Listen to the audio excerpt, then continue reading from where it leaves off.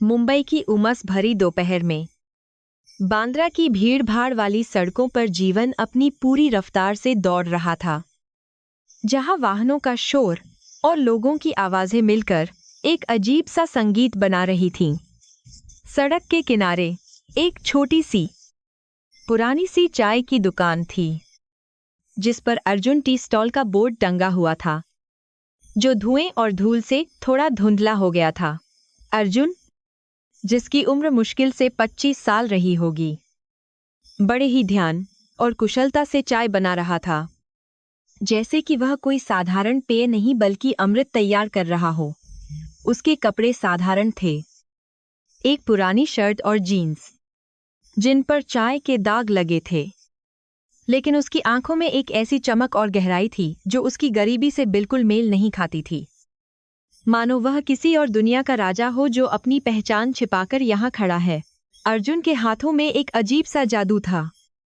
वह जिस तरह से दूध को ऊंचाई से गिराता और अदरक को कूटता, उसमें एक लयबद्धता थी जिसे देखने के लिए लोग अक्सर रुक जाते थे। उसके माथे पर पसीने की बूंदें चमक रही थीं, लेकिन उसके चेहरे पर थकान का नामो निशान नहीं था, बल्कि एक शांत संतोष था जो इस शोरगुल के बीच भी उसे स्थिर रखे हुए था।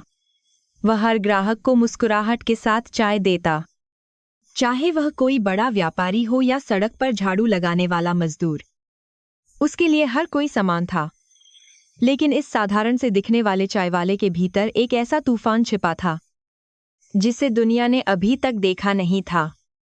और शायद इसीलिए वह अपनी असली पहचान को इस भाप और धुएं के पीछे छिपाए हुए था।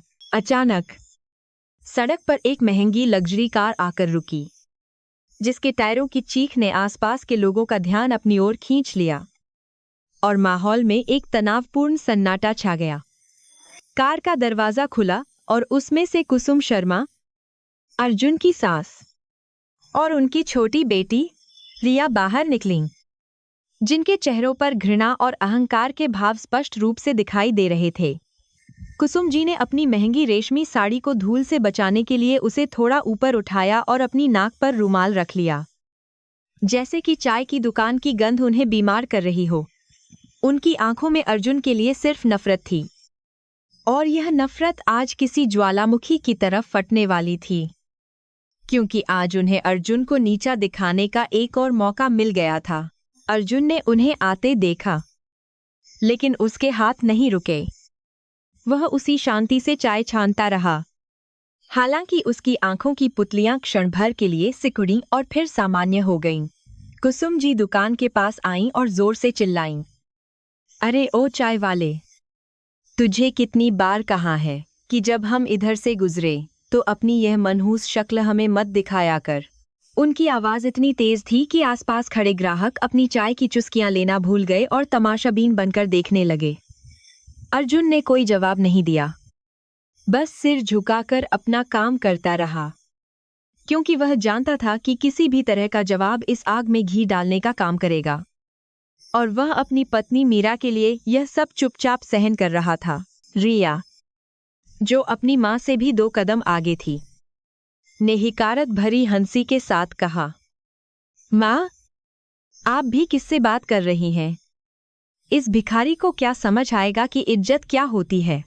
उसने अर्जुन की दुकान पर रखे बिस्कुट के जार को अपनी उंगली से धक्का दिया, जिससे वह गिरते गिरते बचा, और फिर उसने अपनी महंगी घड़ी की ओर देखते हुए कहा, जीजाजी तो कह नहीं सकती, शर्म आती है यह शब्द बोलने में।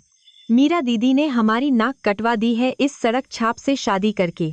अर्जुन के जबड़े थोड़े से भिंचे, लेकिन उसने अपनी सांसों को नियंत्रित किया और एक गिलास पानी भरकर काउंटर पर रख दिया, शायद उनके गुस्से को ठंडा करने के लिए, या शायद यह दिखाने लिए कि उनका जहर उस पर असर नहीं कर रहा है। तभी भीड़ को चीरते हुए मीरा वहां पहुंची, जो शायद पास की सब्जी मंडी से लौट रही थी। उसके हाथों में थैलियां थी और चेहरे पर घबराहट साफ झलक रही थी। उसने अपनी माँ और बहन को वहां देखा तो उसका रंग उड़ गया। वह दौड़कर अर्जुन के पास आई और उसके सामने ढाल बनकर खड़ी हो गई। माँ, कृपया यहाँ तमाशा मत बनाइए। अर्जुन अपना काम कर रहे हैं। हमें घर चलना चाहिए, मीरा ने विनती करते हुए कहा। उसकी आवाज में डर और शर्मिंदगी का मिश्रण था। कुसुम जी ने मीरा को हाथ पकड़कर जोर से अपनी ओर खींचा और चीख कर कहा, तू चुप रह, तेरी ही वजह से हमें यह दिन देखना पड़ रहा है। अगर तूने उस अमीर लड़के से शादी की होती तो आज हम महलों में होते, न कि इस सड़क पर धूल फांक रहे होते। कुसुम जी का गुस्सा सातवें आसमान पर था। उन्होंने मीरा के हाथ से थैलियां छीनकर सड़क पर फेंक दीं, जिससे सब्जियां और सामान बिखर गया। कल हमारी सोसाइटी की किटी पार्टी है और मुझे वहां देने के लिए 50,000 रुपये चाहिए, अभी के अभी। उन्होंने अर्जुन की ओर उंगली उठाते हुए फरमान सुनाया, तेरी यह चाय की दुकान महीने भर में भी इतना नहीं कमाती होगी, लेकिन मुझे इससे कोई मतलब नहीं। मुझे पैसे चाहिए, वरना मैं मीरा को अभी अपने साथ ले जाऊंगी और तेरा यह नाटक हमेशा के लिए खत्म कर दूंगी। यह मांग सिर्फ पैसों की नहीं थी, यह अर्जुन के पौरुष और उसकी क्षमता पर सीधा हमला था, जिसका मकसद उसे सबके सामने लाचार साबित करना था। अर्जुन ने एक गहरी सांस ली, कपड़े से अपने हाथ पोंछे और पहली बार सीधे अपनी सास की आंखों में देखा। उसकी निगाहों में एक अजीब सी ठंडक थी जो किसी को भी विचलित कर सकती थी। माँ जी, उसने बहुत ही विनम्र और सधे हुए स्वर में कहा, दुकान अभी शुरू ही हुई है और इतना बड़ा रकम अभी मेरे पास नहीं है, लेकिन मैं इंतजाम करने की कोशिश करूंगा। उसका स्वर इतना शांत था कि वह कुसुम जी के क्रोध को और भड़का गया, क्योंकि वे चाहती थीं कि वह गिड़गिड़ाए, रोए और उनके पैरों में गिरकर भीख मांगे। उसकी यह स्वाभिमानी शांति उन्हें किसी भी तरह से बर्दाश्त नहीं हो रही थी, क्योंकि यह उनके अहंकारी अस्तित्व को सीधे चुनौती दे रही थी। कोशिश करेगा, तू कोशिश करेगा, रिया ने ताली बजाते हुए व्यंग्य किया। और फिर उसने अर्जुन की दुकान पर रखे हुए गर्म चाय के बर्तन को जानबूझकर धक्का दे दिया। खौलती हुई चाय काउंटर पर बिखर गई और उसकी कुछ बूंदें अर्जुन के हाथों पर भी गिरीं। लेकिन उसने उफा तक नहीं की, बस अपनी जलती हुई त्वचा को अनदेखा कर दिया। तेरी औकात 2 रुपये की चाय बेचने की है और तू हमें 50,000 का वादा कर रहा है झूठा। मक्कार कहीं का, रिया ने चिल्लाते हुए कहा, जबकि मीरा रोते हुए अर्जुन के हाथों को देखने लगी। उसका दिल अपने पति के अपमान और दर्द से तड़प उठा था। आसपास जमा भीड़ अब कानाफूसी करने लगी थी। कुछ लोग अर्जुन के प्रति सहानुभूति दिखा रहे थे, तो कुछ तमाशे का मजा ले रहे थे और वीडियो बना रहे थे। बेचारा, सास और साली ने जीना हराम कर रखा है, एक बुजुर्ग ने धीरे से कहा। लेकिन कुसुम जी ने सुन लिया और उस तरफ मुड़कर दहाड़ी, अपना काम करो बुढ़े, तुम्हें क्या पता हमने क्या भुगता है। उन्होंने फिर से अर्जुन की ओर रुख किया। सुन ले कान खोलकर, अगर कल शाम तक पैसे नहीं मिले तो मैं पुलिस को बुलाऊंगी और कहूंगी कि तू मेरी बेटी को मारता है, दहेज के लिए तंग करता है, तुझे जेल में सड़ा दूंगी। मैं यह धमकी नहीं, बल्कि एक घोषणा थी जो बताती थी कि वे किस हद तक गिर सकती हैं। मीरा ने अपनी माँ के पैर पकड़ लिए। माँ, ऐसा मत करो, अर्जुन बहुत अच्छे हैं, वह मुझे बहुत प्यार करते हैं, प्लीज हम पर रहम करो। लेकिन कुसुम जी ने अपनी बेटी को एक जोरदार झटका दिया, जिससे मीरा संतुलन खोकर अर्जुन के ऊपर जा गिरी। अर्जुन ने उसे संभाला, उसकी बाहें मजबूत और सुरक्षित थीं। उसने मीरा के आंसुओं को पोंछा नहीं, बल्कि उसकी आंखों में देखकर बिना शब्द बोले उसे आश्वस्त किया कि सब ठीक हो जाएगा। यह वह पल था जब अर्जुन के सब्र का बांध लगभग टूट चुका था, लेकिन उसने अपनी मुट्ठियां भींच लीं, क्योंकि वह जानता था कि अभी सही समय नहीं आया है और एक गलत कदम उसके पूरे परिवार की सुरक्षा को खतरे में डाल सकता है। कुसुम और रिया ने अपनी जीत की मुस्कान के साथ एक दूसरे को देखा। उन्हें लगा कि उन्होंने अर्जुन को पूरी तरह से तोड़ दिया है और अपनी ताकत का प्रदर्शन कर दिया है।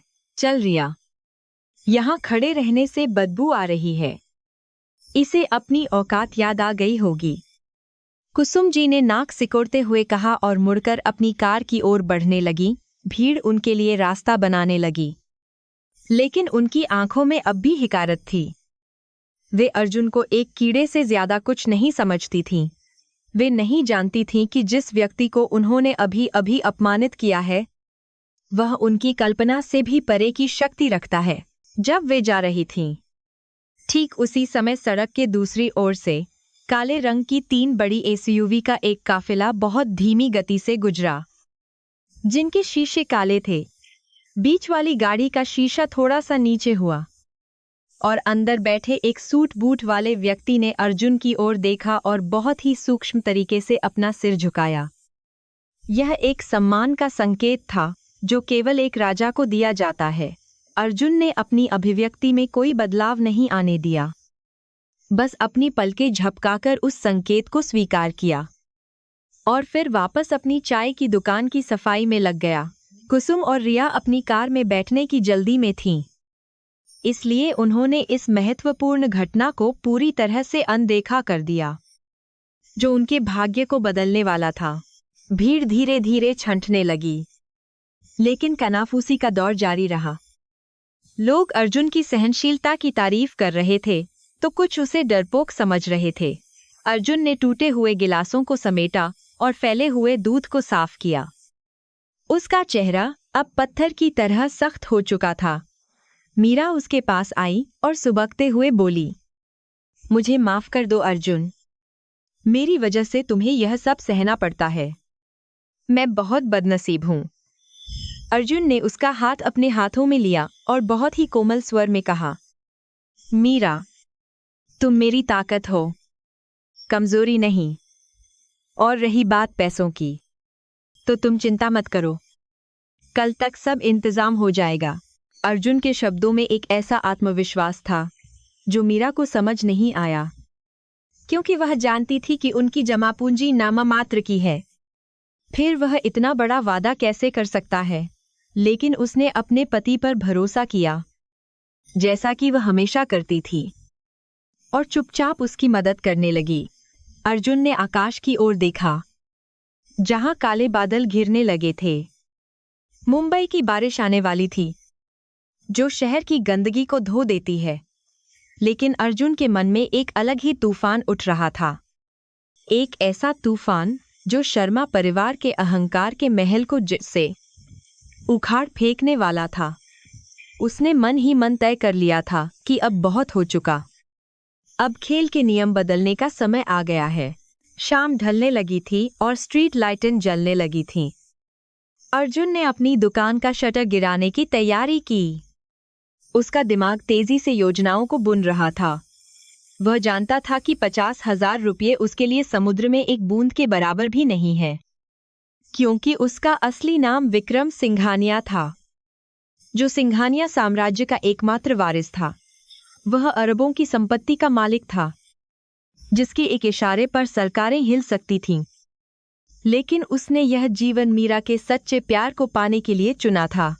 लेकिन आज उसके प्यार का अपमान हुआ था, और एक सिंघानिया सब कुछ बर्दाश्त कर सकता है, लेकिन अपने परिवार का अपमान कभी नहीं।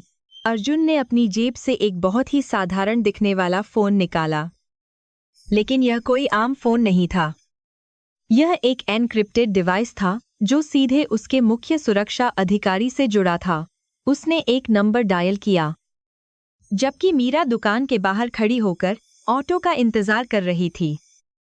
उसे लगा कि अर्जुन किसी दोस्त से उधार मांग रहा होगा। अर्जुन ने फोन कान से लगाया और शुद्ध अधिकारपूर्ण हिंदी में, जो उसकी चाय वाली छवि से बिल्कुल अलग थी, आदेश दिया, मेरा निजी हेलीकॉप्टर स्टैंड बाय पर रखो और शर्मा परिवार की कुंडली निकालो। खेल शुरू करने का वक्त आ गया है। उसने फोन काट दिया और एक गहरी सांस छोड़ी। उसकी आंखों में अब वह चाय वाला नहीं, बल्कि एक निर्दयी शासक दिखाई दे रहा था। मीरा ने पीछे मुड़कर देखा। अर्जुन, तुमने कुछ कहा? उसने पूछा, क्योंकि उसे लगा कि उसने अर्जुन को किसी अलग ही लहजे में बात करते हुए सुना है। अर्जुन ने अपनी पुरानी सौम्य मुस्कान ओढ़ ली और उसके पास जाकर कहा, नहीं, बस मैं कह रहा था कि बारिश होने वाली है। चलो जल्दी घर चलते हैं। उसने मीरा का हाथ थामा और भीड़ में खो गया। लेकिन उसकी चाल में अब एक अलग ही तरह का बल था। वह जानता था कि आने वाला कल शर्मा परिवार के लिए कयामत लेकर आएगा और दुनिया देखेगी कि जब एक शांत समुद्र में लहरें उठती हैं तो वह कितनी तबाही मचा सकती हैं। घर के रास्ते में अर्जुन का दिमाग अतीत के पन्नों को पलट रहा था। कैसे उसने मीरा को पहली बार मंदिर में गरीबों को खाना खिलाते हुए देखा था और उसके निस्वार्थ भाव पर फिदा हो गया था। उसने अपना सारा ऐशो आराम छोड़कर यह साधारण जीवन अपनाया था ताकि उसे एक ऐसी जीवन साथी मिले जो उसके पैसों से नहीं बल्कि उसकी रूह से प्यार करे। मीरा ने हर कदम पर उसका साथ दिया था, गरीबी में, अपमान में, कभी शिकायत नहीं की। और आज उसी मीरा की आंखों में आंसू देखकर अर्जुन की आत्मा तड़प उठी थी। आज उसने फैसला कर लिया था कि वह मीरा को वह रानी का दर्जा दिलाकर रहेगा जिसकी वह असली हकदार है, चाहे इसके लिए उसे पूरी दुनिया से लड़ना पड़े। बारिश की पहली बूंदें गिरने लगीं और मुंबई की सड़कें गीली होने लगीं, जैसे प्रकृति भी आने वाले अध्याय की तैयारी कर रही हो। अर्जुन और मीरा एक छोटे से जीर्ण शीर्ण अपार्टमेंट में दाखिल हुए, जो उनका घर था, जिसकी दीवारों से पेंट झड़ रहा था। लेकिन अर्जुन की आंखों में अब उस पेंट के नीचे छिपे महल का नक्शा था। वह जानता था कि यह उनका आखिरी कुछ दिन है इस गरीबी में। उसने कसम खाई थी कि जिस सास और साली ने आज उसे कीड़ा समझा है, वे ही कल उसके सामने गिड़गिड़ाएंगी। लेकिन तब तक बहुत देर हो चुकी होगी। सिंघानिया का शेर जाग चुका था और अब शिकार निश्चित था। उस रात मुंबई में मूसलाधार बारिश हो रही थी, जैसे आसमान भी अर्जुन और मीरा के अपमान पर आंसू बहा रहा हो। उनके छोटे से सीलन भरे कमरे में मीरा दीवार की तरफ करवट लिए लेटी थी और उसकी सिसकियों की आवाज बादलों की गड़गड़ाहट में दब रही थी। अर्जुन खिड़की के पास खड़ा था, बाहर गिरती हुई बारिश को देख रहा था। लेकिन उसकी नजरें कहीं दूर, अतीत और भविष्य के बीच झूल रही थीं। उसका चेहरा भावहीन था, लेकिन उसके अंदर भावनाओं का एक ऐसा ज्वार उठ रहा था जिसे वह बड़ी मुश्किल से नियंत्रित किए हुए था। वह जानता था कि मीरा का दर्द उसकी अपनी पहचान छिपाने की वजह से है और यह अपराध बोध उसे अंदर ही अंदर खाए जा रहा था, जो उसे एक बड़े फैसले की ओर धकेल रहा था। अगली सुबह बारिश तो रुक गई थी, लेकिन हवा में एक अजीब सा भारीपन था जो किसी आने वाले तूफान का संकेत दे रहा था। अर्जुन ने अपनी टूटी फूटी दुकान को फिर से व्यवस्थित किया, हर एक कप और तश्तरी को साफ किया, जैसे कि वह अपने बिखरते हुए स्वाभिमान को समेट रहा हो। मीरा भी उसके साथ थी। उसकी आंखें सूजी हुई थीं, लेकिन वह अर्जुन का हाथ बंटाने की पूरी कोशिश कर रही थी। उन्होंने एक दूसरे से ज्यादा बात नहीं की, क्योंकि शब्दों की जरूरत नहीं थी।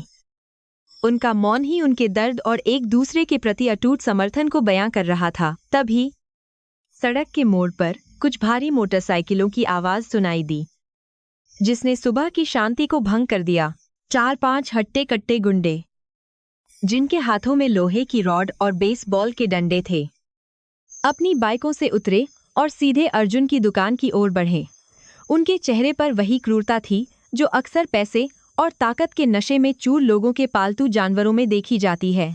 आसपास के दुकानदार, जो अर्जुन के दोस्त थे, डर के मारे अपनी दुकानों के अंदर दुबक गए, क्योंकि वे जानते थे कि ये लोग कौन हैं और किसके इशारे पर आए हैं। सबसे आगे चलने वाला गुंडा, जिसकी बाह पर एक बड़ा सा टैटू था, उसने अर्जुन की ओर देखा और एक गंदी गाली देते हुए कहा, तो तू है वो दामाद जिसने कुसुम मैडम की नाक में दम कर रखा है। इससे पहले कि अर्जुन कोई जवाब दे पाता, उस गुंडे ने एक जोरदार लात मारकर चाय के बड़े पतीले को नीचे गिरा दिया, जिससे गर्म चाय और दूध सड़क पर बहने लगा। अर्जुन अपनी जगह से नहीं हिला। उसने बस मीरा को अपने पीछे कर लिया ताकि उसे कोई चोट न पहुंचे। सुन बे चाय वाले, गुंडे ने अपनी रॉड को हथेली पर पीटते हुए कहा। मैडम जी का पैगाम है, या तो चुपचाप तलाक के कागजों पर साइन कर दे और इस शहर से दफा हो जा, वरना तेरी ये दुकान तो क्या, तेरी हड्डियां भी साबुत नहीं बचेंगी। उसकी आवाज में एक निश्चितता थी जो बता रही थी कि वे सिर्फ डराने नहीं बल्कि नुकसान पहुंचाने आए हैं। मीरा ने हिम्मत जुटाकर आगे आने की कोशिश की। भैया प्लीज ऐसा मत करो, ये हमारी रोजी रोटी है, उसने हाथ जोड़कर विनती की। लेकिन उस गुंडे ने बड़ी निर्दयता से मीरा को धक्का दे दिया, जिससे वह पीछे रखे हुए लकड़ी के क्रेट पर जा गिरी और उसकी कोहनी छिल गई। मीरा की चीख सुनकर अर्जुन का धैर्य, जो अब तक एक मजबूत बांध की तरह सब कुछ रोके हुए था, अचानक दरक गया। उसकी आंखों का रंग गहरा काला हो गया और उसके शरीर की नसें तन गईं। यह वह पल था जब विक्रम सिंघानिया अपने खोल से बाहर झांकने लगा था। उसने एक कदम आगे बढ़ाया। उसकी चाल में अब चाय वाले की विनम्रता नहीं, बल्कि एक योद्धा की आक्रामकता थी। लेकिन अर्जुन रुक गया। उसने अपनी मुट्ठियां इतनी जोर से भींचीं कि उसके नाखून हथेलियों में गड़ गए और खून रिसने लगा। वह जानता था कि अगर उसने अभी इन गुंडों को पीटा तो उसका राज खुल जाएगा और उसका खेल समय से पहले खत्म हो जाएगा। उसने एक गहरी सांस ली और अपने गुस्से को निगल लिया। फिर दौड़कर मीरा के पास गया और उसे उठाया। तुम ठीक हो? उसने पूछा। उसकी आवाज में चिंता थी, लेकिन आंखों में एक भयानक प्रतिज्ञा थी। गुंडे हंसने लगे, यह सोचकर कि अर्जुन डर गया है, और उन्होंने दुकान में बची खुची चीजों को तोड़ना शुरू कर दिया। कांच के गिलास चकनाचूर हो गए और बिस्कुट के डिब्बे सड़क पर बिखर गए। देख लिया अपनी औकात, गुंडे के नेता ने थूकते हुए कहा। कल तक साइन किए हुए पेपर मैडम के घर पहुंच जाने चाहिए, वरना अगली बार हम दुकान नहीं, तुझे तोड़ेंगे। वे लोग अपनी बाइकों पर सवार हुए और हंसते हुए, धूल उड़ाते हुए वहां से चले गए। पीछे छोड़ गए तबाही और अपमान का एक मंजर। अर्जुन अपनी बर्बाद हो चुकी दुकान के बीच खड़ा था। उसके पैरों के पास कांच के टुकड़े और बहा हुआ दूध पड़ा था, जो उसके सपनों और वास्तविकता के संघर्ष का प्रतीक था। मीरा रो रही थी, लेकिन अर्जुन की आंखों में एक भी आंसू नहीं था। वहां सिर्फ एक ठंडी, इस्पाती चमक थी जो किसी भी आग से ज्यादा खतरनाक थी। दोपहर होते होते यह खबर पूरे मोहल्ले में फैल गई कि अर्जुन की दुकान पर हमला हुआ है, लेकिन किसी ने भी पुलिस को बुलाने की हिम्मत नहीं की। शर्मा परिवार का प्रभाव और पैसे की ताकत इतनी थी कि कानून भी उनकी जेब में रहता था। अर्जुन ने चुपचाप मलबे को साफ करना शुरू किया। उसने मीरा को घर भेज दिया था ताकि वह सुरक्षित रहे और आराम कर सके। जब वह कांच के टुकड़े उठा रहा था, तो उसके हाथ में एक अखबार का टुकड़ा आया जिस पर सिंघानिया ग्रुप की एक खबर छपी। उसने उस कागज को देखा और उसके होठों पर एक विडंबनापूर्ण मुस्कान तैर गई, जैसे वह कह रहा हो कि दुनिया कितनी छोटी और अनजान है। उसी समय शहर के पौष इलाके में स्थित शर्मा निवास में जश्न का माहौल था। कुसुम शर्मा और रिया सोफे पर बैठकर महंगी वाइन पी रही थीं, और उनके चेहरे पर एक शैतानी खुशी थी। देखा माँ, मैंने कहा था ना कि वह गुंडा काम कर जाएगा, रिया ने हंसते हुए कहा। अब वह भिखारी डर के मारे खुद ही भाग जाएगा और दीदी का पीछा छोड़ देगा।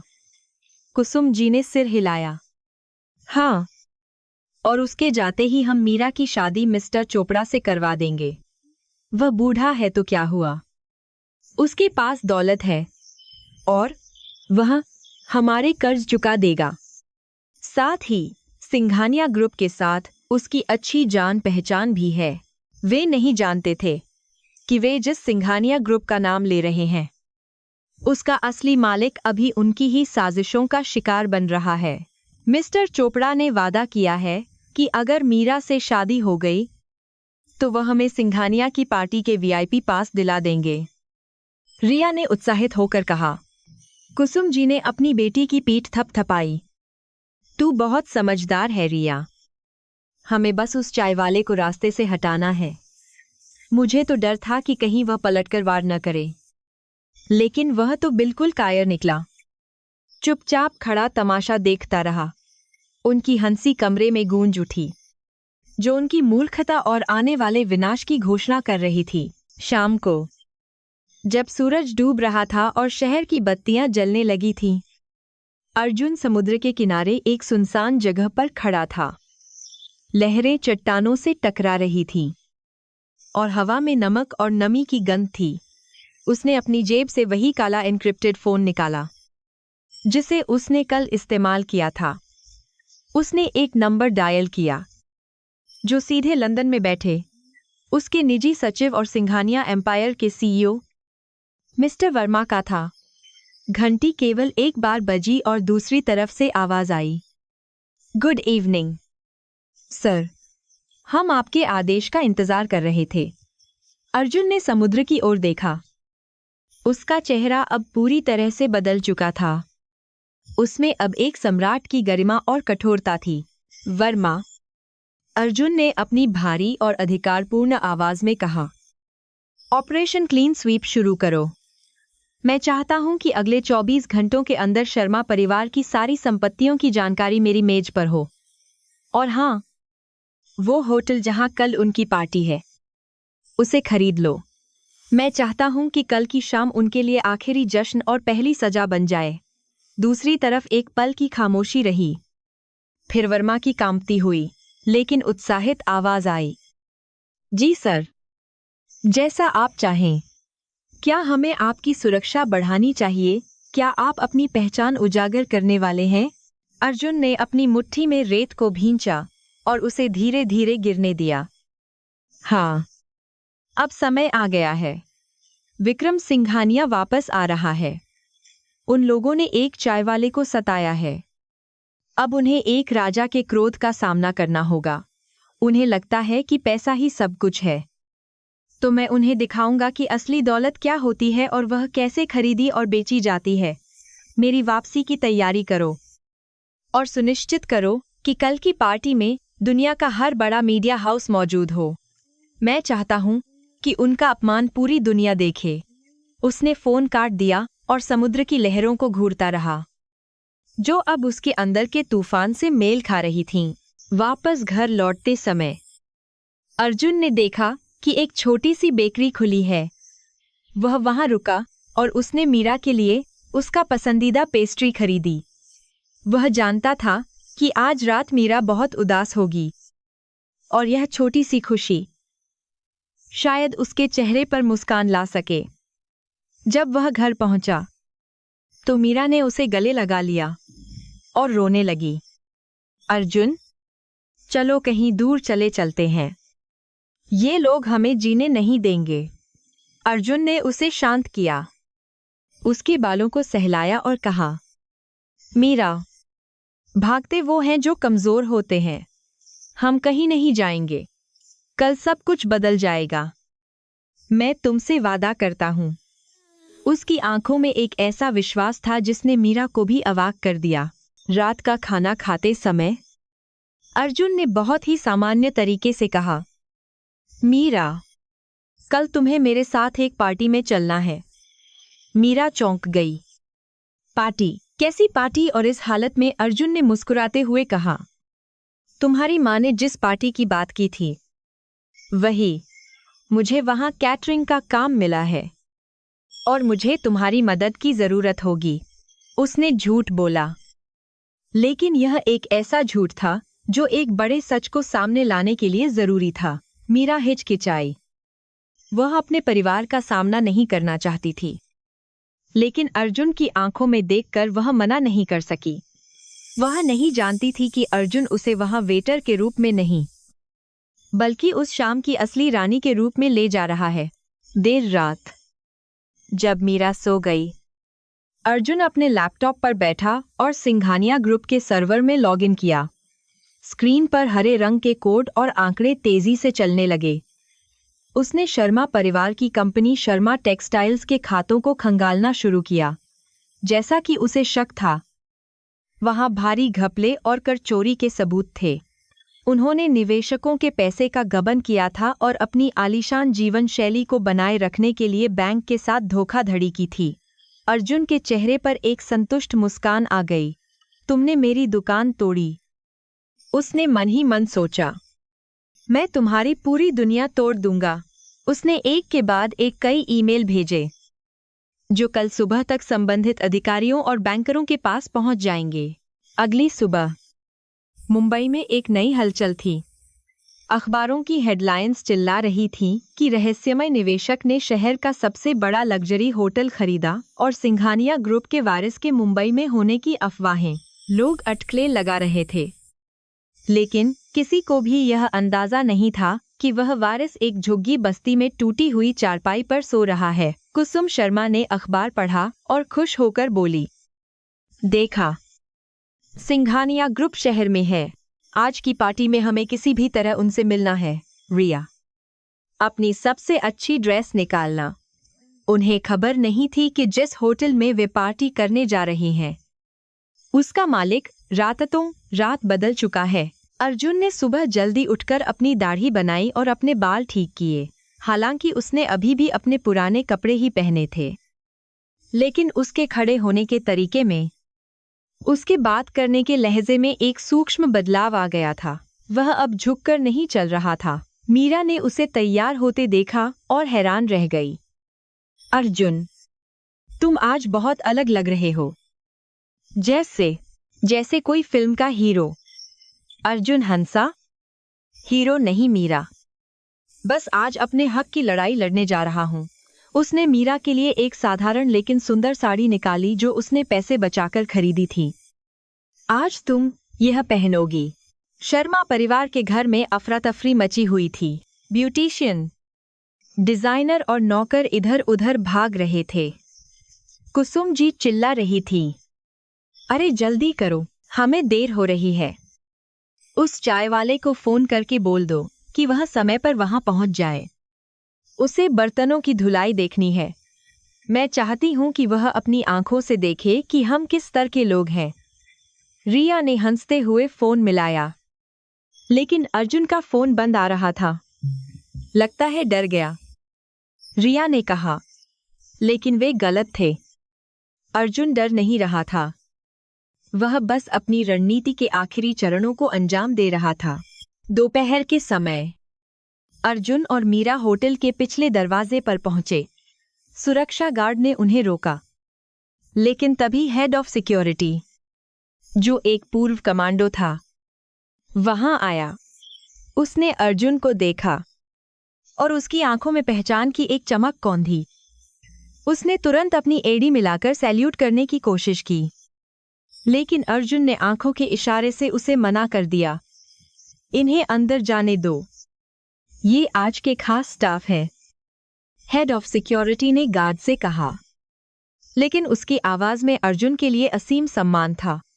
मीरा को लगा कि यह अर्जुन की अच्छी किस्मत है, लेकिन वह नहीं जानती थी कि यह पूरी व्यवस्था उसके पति के एक इशारे पर चल रही है। होटल के अंदर की सजावट राजसी थी। झूमर जगमगा रहे थे और मखमल के कालीन बिछे थे। मीरा की आंखें फटी की फटी रह गईं। उसने कभी इतनी भव्यता नहीं देखी थी। अर्जुन, क्या हम सच में यहाँ काम करने वाले हैं? उसने डरते हुए पूछा। अर्जुन ने उसका हाथ दबाया। हम यहाँ काम करने नहीं, बल्कि कुछ हिसाब बराबर करने आए हैं। बस तुम मेरे साथ रहना और जो भी हो, डरना मत। वे किचन के रास्ते से बैंक्वेट हॉल की ओर बढ़े, जहां वेटर और स्टाफ अपनी तैयारियों में व्यस्त थे। वहां का मैनेजर, जो सिंघानिया ग्रुप का एक पुराना वफादार था, अर्जुन को देखते ही सीधा खड़ा हो गया। अर्जुन ने उसे शांत रहने का इशारा किया और एक वेटर की यूनिफॉर्म उठा ली। यह नाटक का दूसरा अंक था, जहां राजा ने फिर से रंग का वेश धारण किया था। अर्जुन ने वह सस्ती और थोड़ी तंग यूनिफॉर्म पहनी और अपने हाथों में ट्रे उठा ली। मीरा को भी हाउसकीपिंग स्टाफ की ड्रेस दी गई। उसे यह सब अजीब लग रहा था, लेकिन वह अर्जुन पर भरोसा करती थी। थोड़ी देर में मेहमानों का आना शुरू हो गया। महंगी गाड़ियां पोर्च में रुकने लगीं और शहर के अमीर और नामी लोग उतरने लगे। और फिर एक लंबी लिमोजीन रुकी, जिससे कुसुम, रिया और उनके पति, जो शर्मा परिवार के मुखिया थे, बाहर निकले। वे ऐसे चल रहे थे जैसे उन्होंने पूरी दुनिया को जीत लिया हो, लेकिन वे एक ऐसे जाल में कदम रख रहे थे जिससे निकलना नामुमकिन था। होटल द रॉयल एम्पायर का बैंक्वेट हॉल किसी इंद्रलोक से कम नहीं लग रहा था, जहां हजारों क्रिस्टल से बना झूमर छत से लटक रहा था और उसकी रोशनी संगमरमर के फर्श पर बिखर रही थी। दीवारों पर सोने की परत चढ़ी नक्काशी थी और हर कोने में विदेशी फूलों की सजावट की गई थी, जिसकी भीनी भीनी खुशबू पूरे वातावरण में फैली हुई थी। शहर के सबसे रईस और प्रभावशाली लोग अपने महंगे और डिजाइनर कपड़ों में वहां जमा हो रहे थे। उनके हाथों में शैंपेन के गिलास थे और जुबान पर करोड़ों के सौदों की बातें थीं। यह वही दुनिया थी जिससे अर्जुन, या कहें विक्रम सिंघानिया, ताल्लुक रखता था। लेकिन आज वह इस भीड़ का हिस्सा नहीं, बल्कि उनकी सेवा करने वाला एक अदना सा वेटर बना खड़ा था। उसने अपनी काली यूनिफॉर्म को ठीक किया और अपनी ट्रे को मजबूती से पकड़ा। उसकी आंखों में एक शिकारी जैसा धैर्य था, जो अपने शिकार के जाल में फंसने का इंतजार कर रहा था। हॉल के प्रवेश द्वार पर हलचल हुई और कुसुम शर्मा, उनके पति विनोद शर्मा और बेटी रिया ने अंदर कदम रखा। वे ऐसे चल रहे थे जैसे वे इस पूरी कायनात के मालिक हों।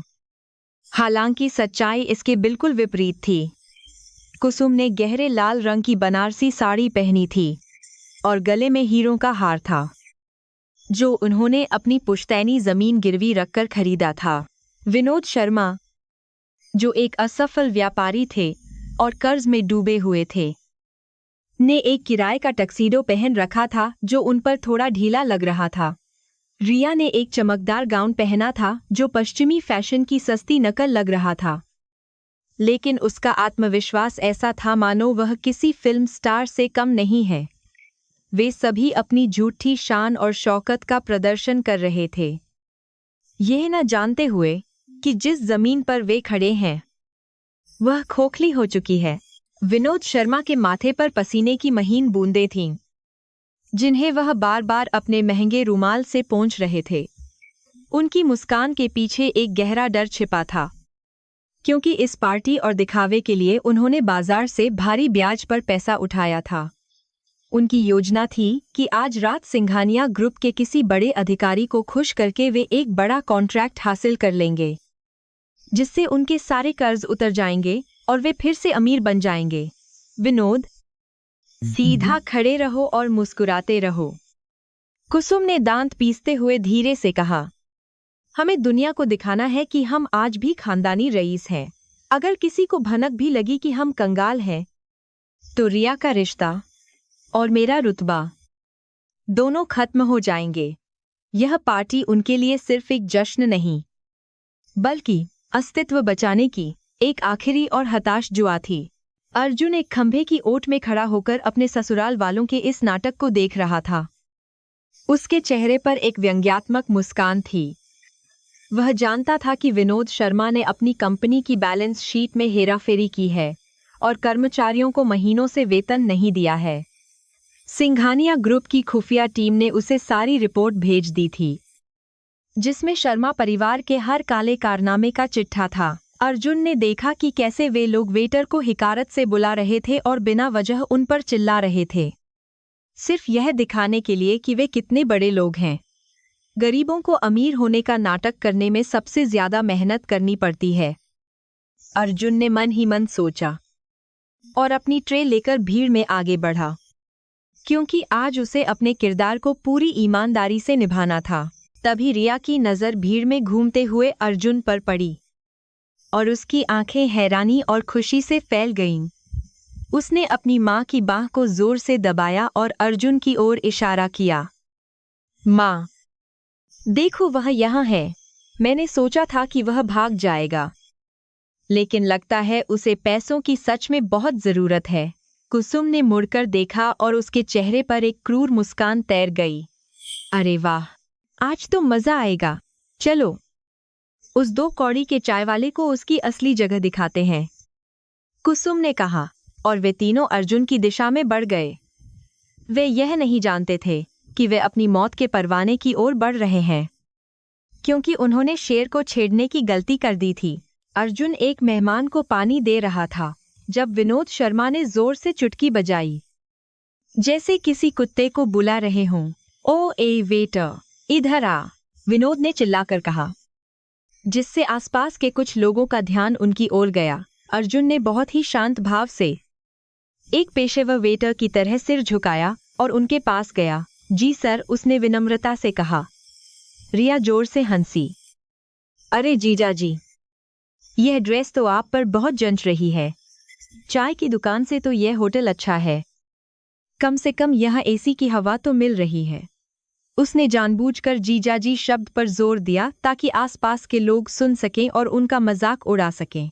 मेरे लिए एक स्कॉच लाओ, और सुनो, सस्ती वाली मत लाना, तुम जैसे लोगों को ब्रांड की समझ नहीं होती, विनोद ने आदेश दिया, अपनी आवाज को भारी बनाने की कोशिश करते हुए। और मेरी बेटी के लिए जूस, और खबरदार अगर गिलास गंदा हुआ तो। कुसुम ने अपनी उंगली नचाते हुए चेतावनी दी। अर्जुन ने बिना किसी प्रतिक्रिया के उनकी बातें सुनी। उसका चेहरा भावहीन था, जैसे कि वह किसी पत्थर की मूर्ति हो। जी मैडम, उसने कहा और मुड़ गया। उसका यह संयम उन्हें और ज्यादा परेशान कर रहा था, क्योंकि वे उसे रोते हुए, गिड़गिड़ाते हुए या शर्मिंदा होते हुए देखना चाहते थे।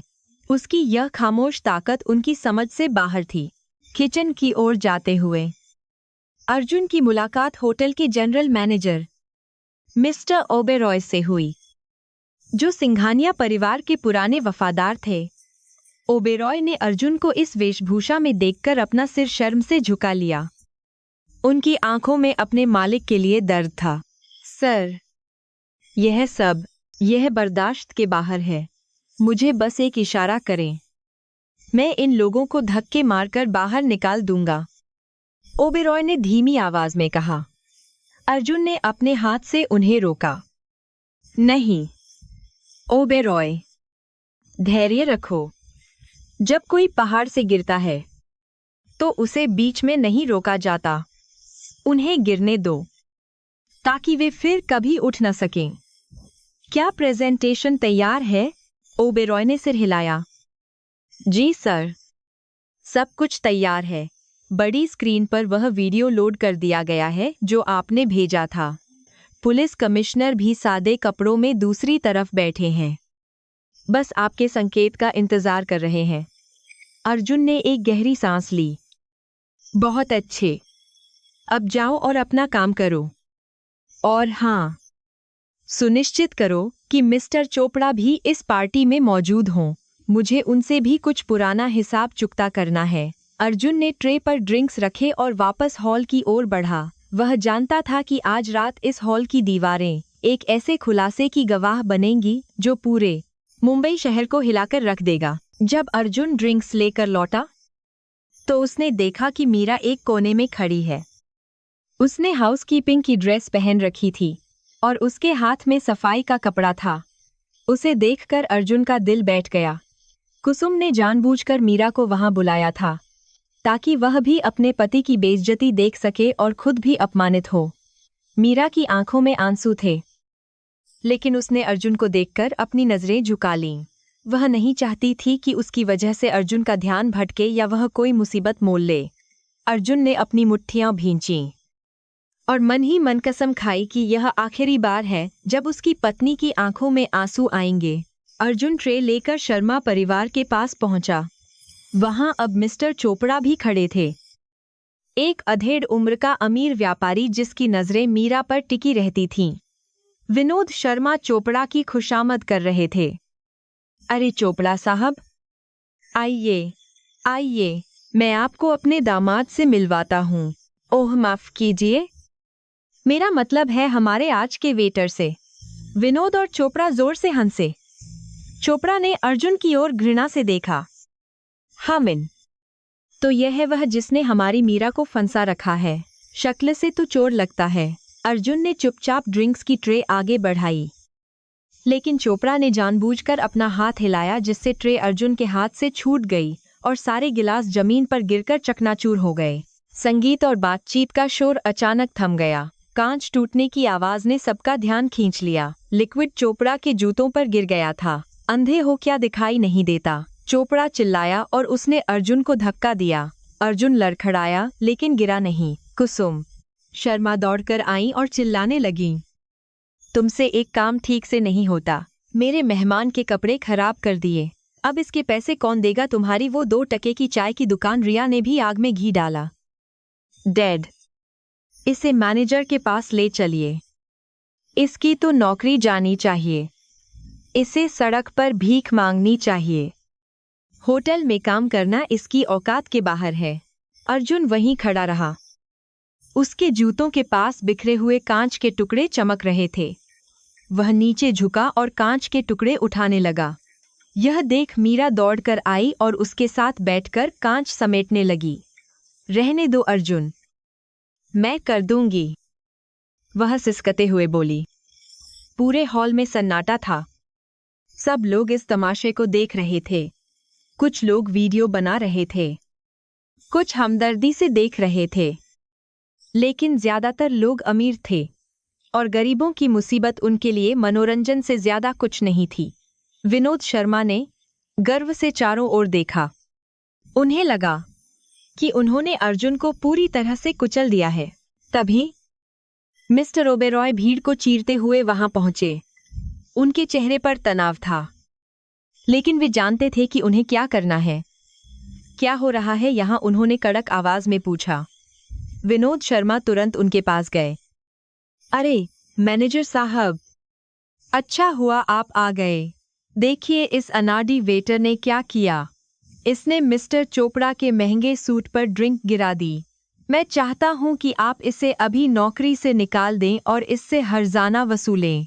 ओबेरॉय ने अर्जुन की ओर देखा, जो अब खड़ा हो चुका था और बहुत ही शांत नजरों से ओबेरॉय को देख रहा था। यह एक मूक संवाद था, एक आदेश जो बिना बोले दिया गया था।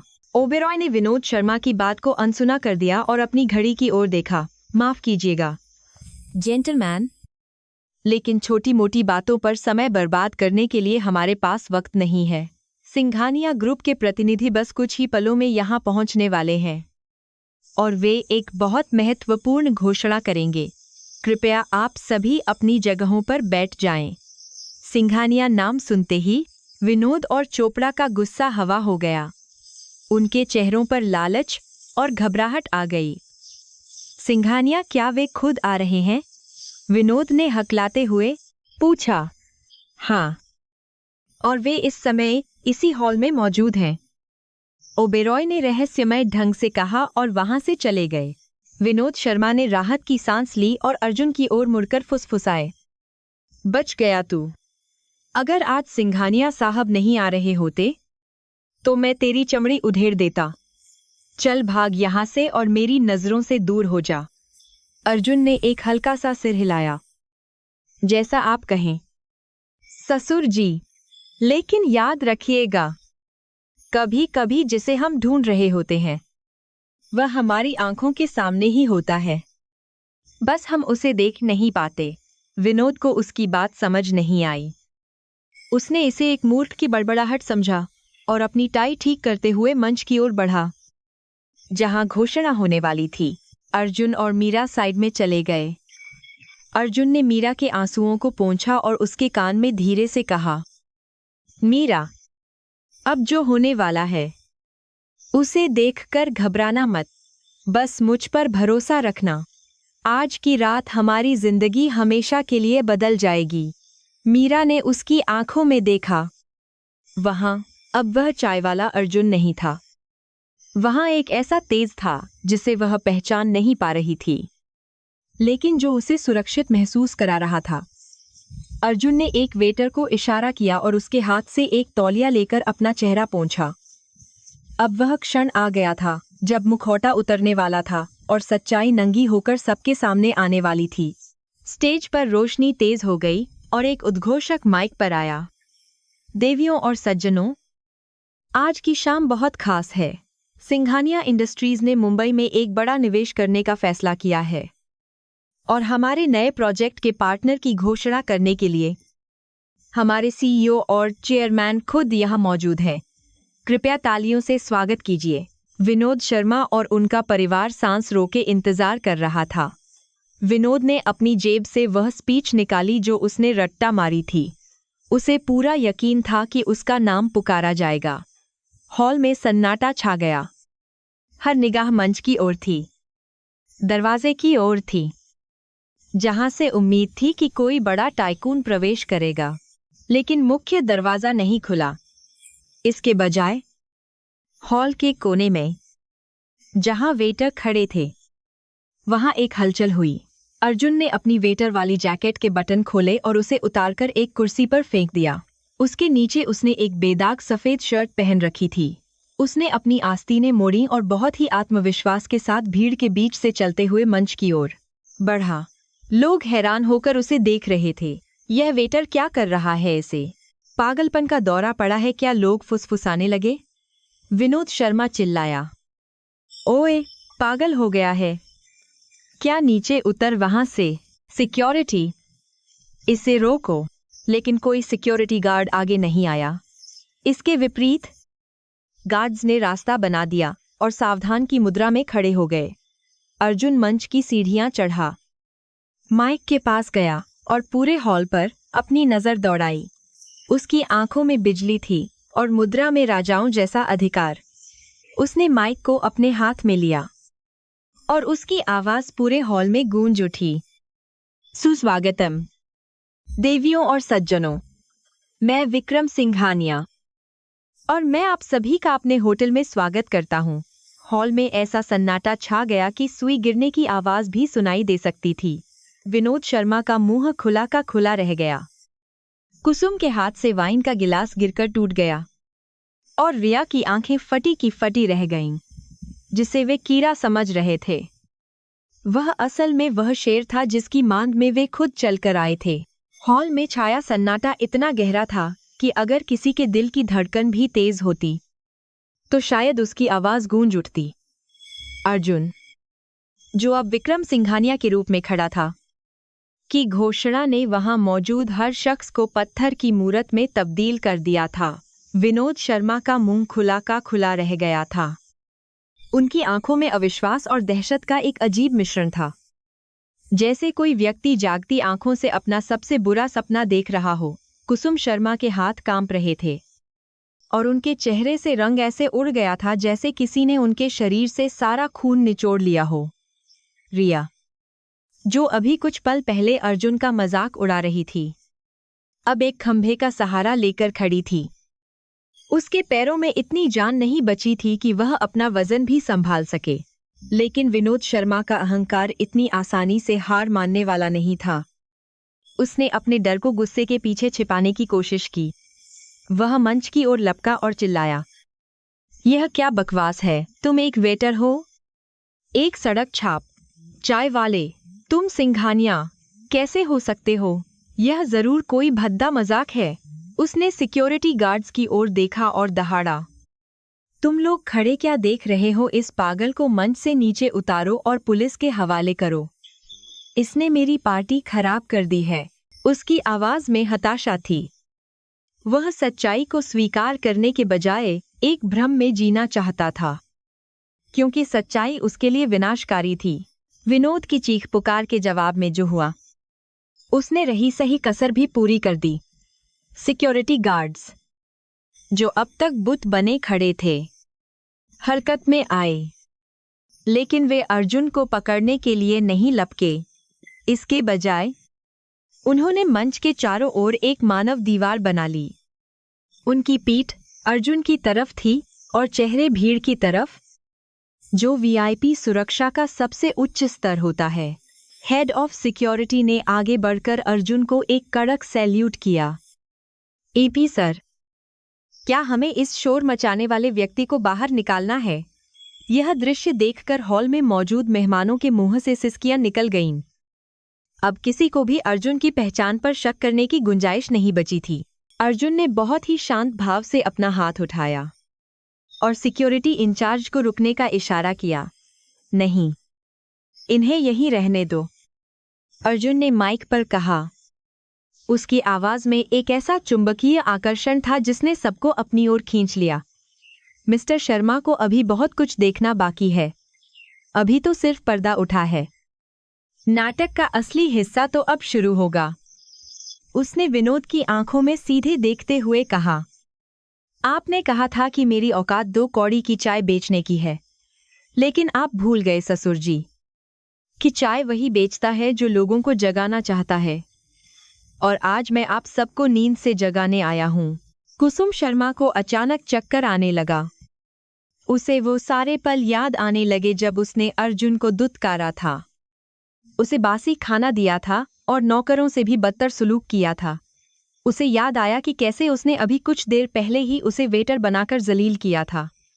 हे भगवान, वह बुदबुदाई, हमने देश के सबसे अमीर आदमी से पंगा ले लिया। उसका गला सूख गया था।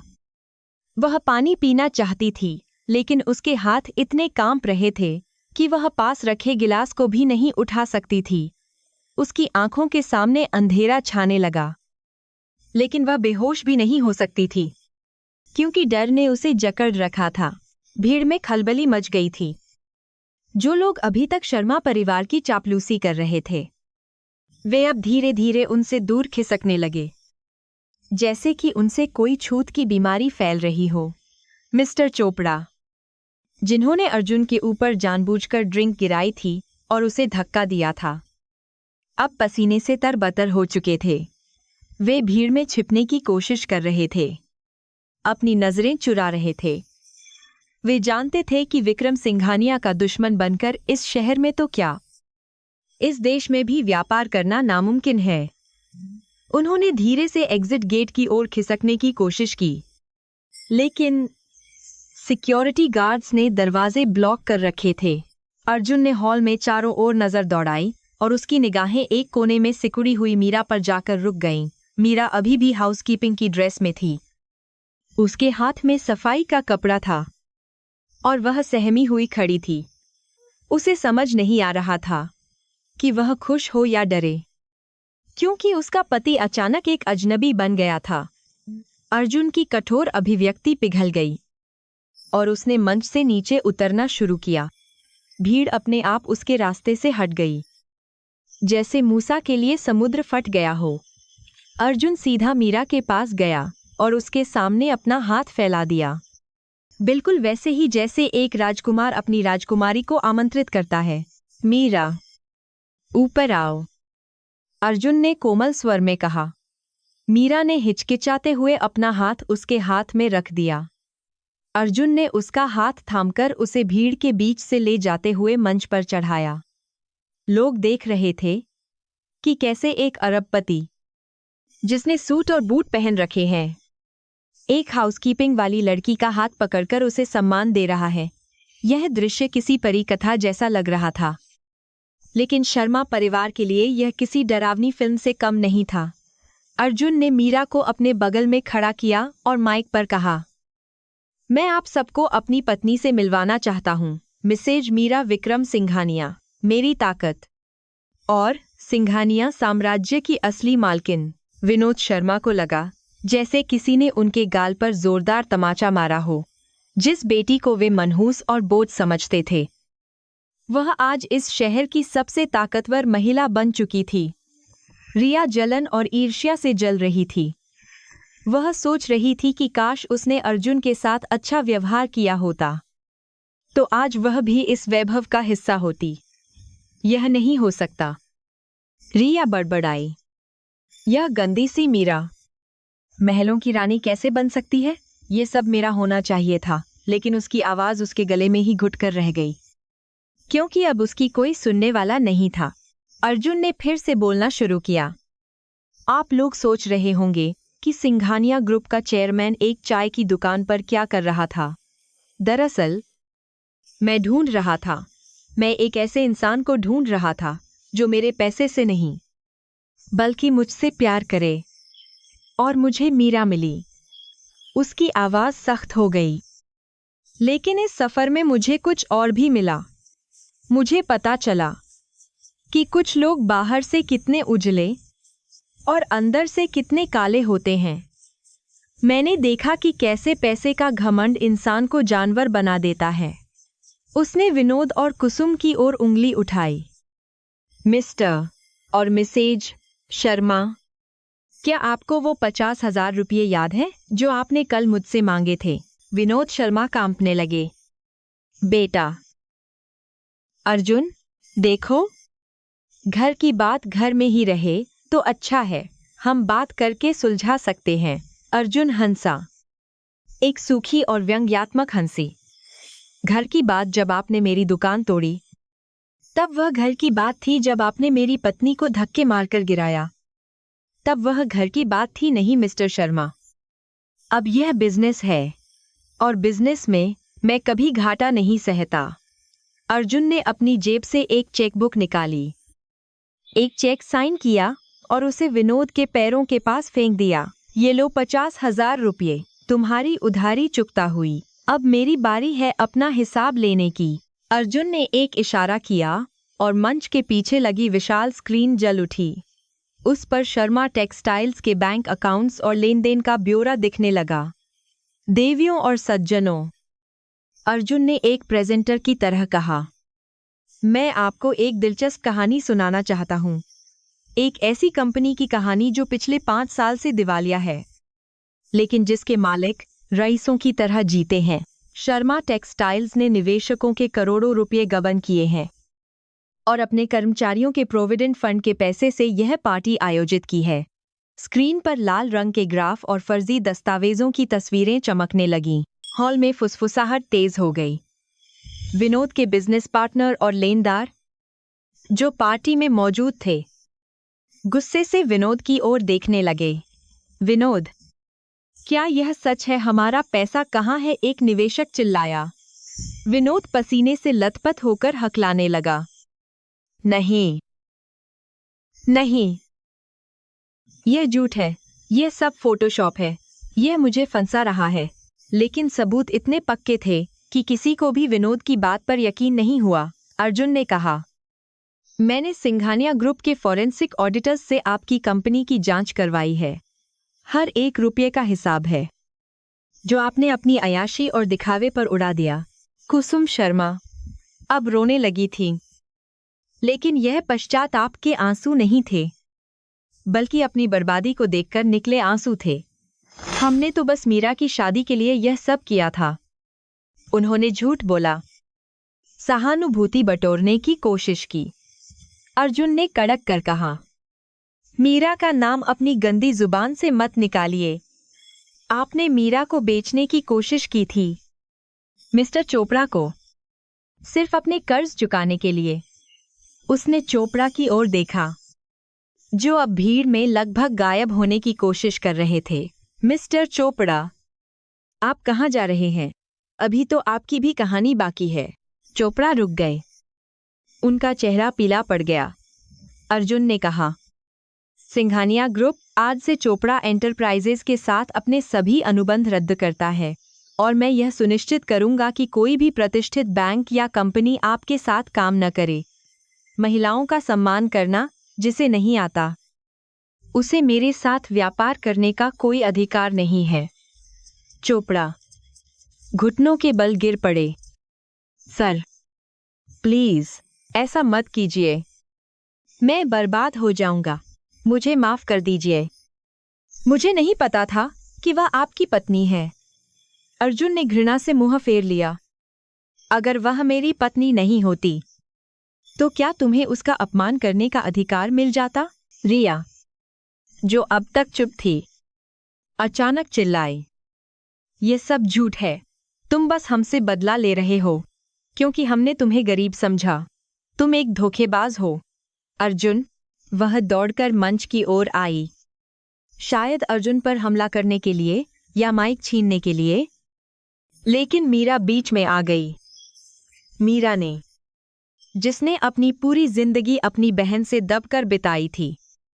आज पहली बार रिया की आंखों में आंखें डालकर देखा। बस करो रिया, मीरा ने शांत लेकिन दृढ़ आवाज में कहा। अर्जुन ने तुम्हें कभी नुकसान नहीं पहुंचाया, लेकिन तुमने और माँ ने हमेशा हमें कुचला। आज जो हो रहा है वह तुम्हारे अपने कर्मों का फल है। मीरा का यह रूप देखकर रिया ठिठक गई। उसने कभी अपनी दीदी को इतनी हिम्मत से बोलते नहीं देखा था। अर्जुन ने मीरा के कंधे पर हाथ रखा और उसे सहारा दिया। मिस्टर ओबेरॉय, अर्जुन ने पुकारा। जी सर। ओबेरॉय तुरंत हाजिर हुए। क्या पुलिस कमिश्नर साहब आ गए हैं? अर्जुन ने पूछा।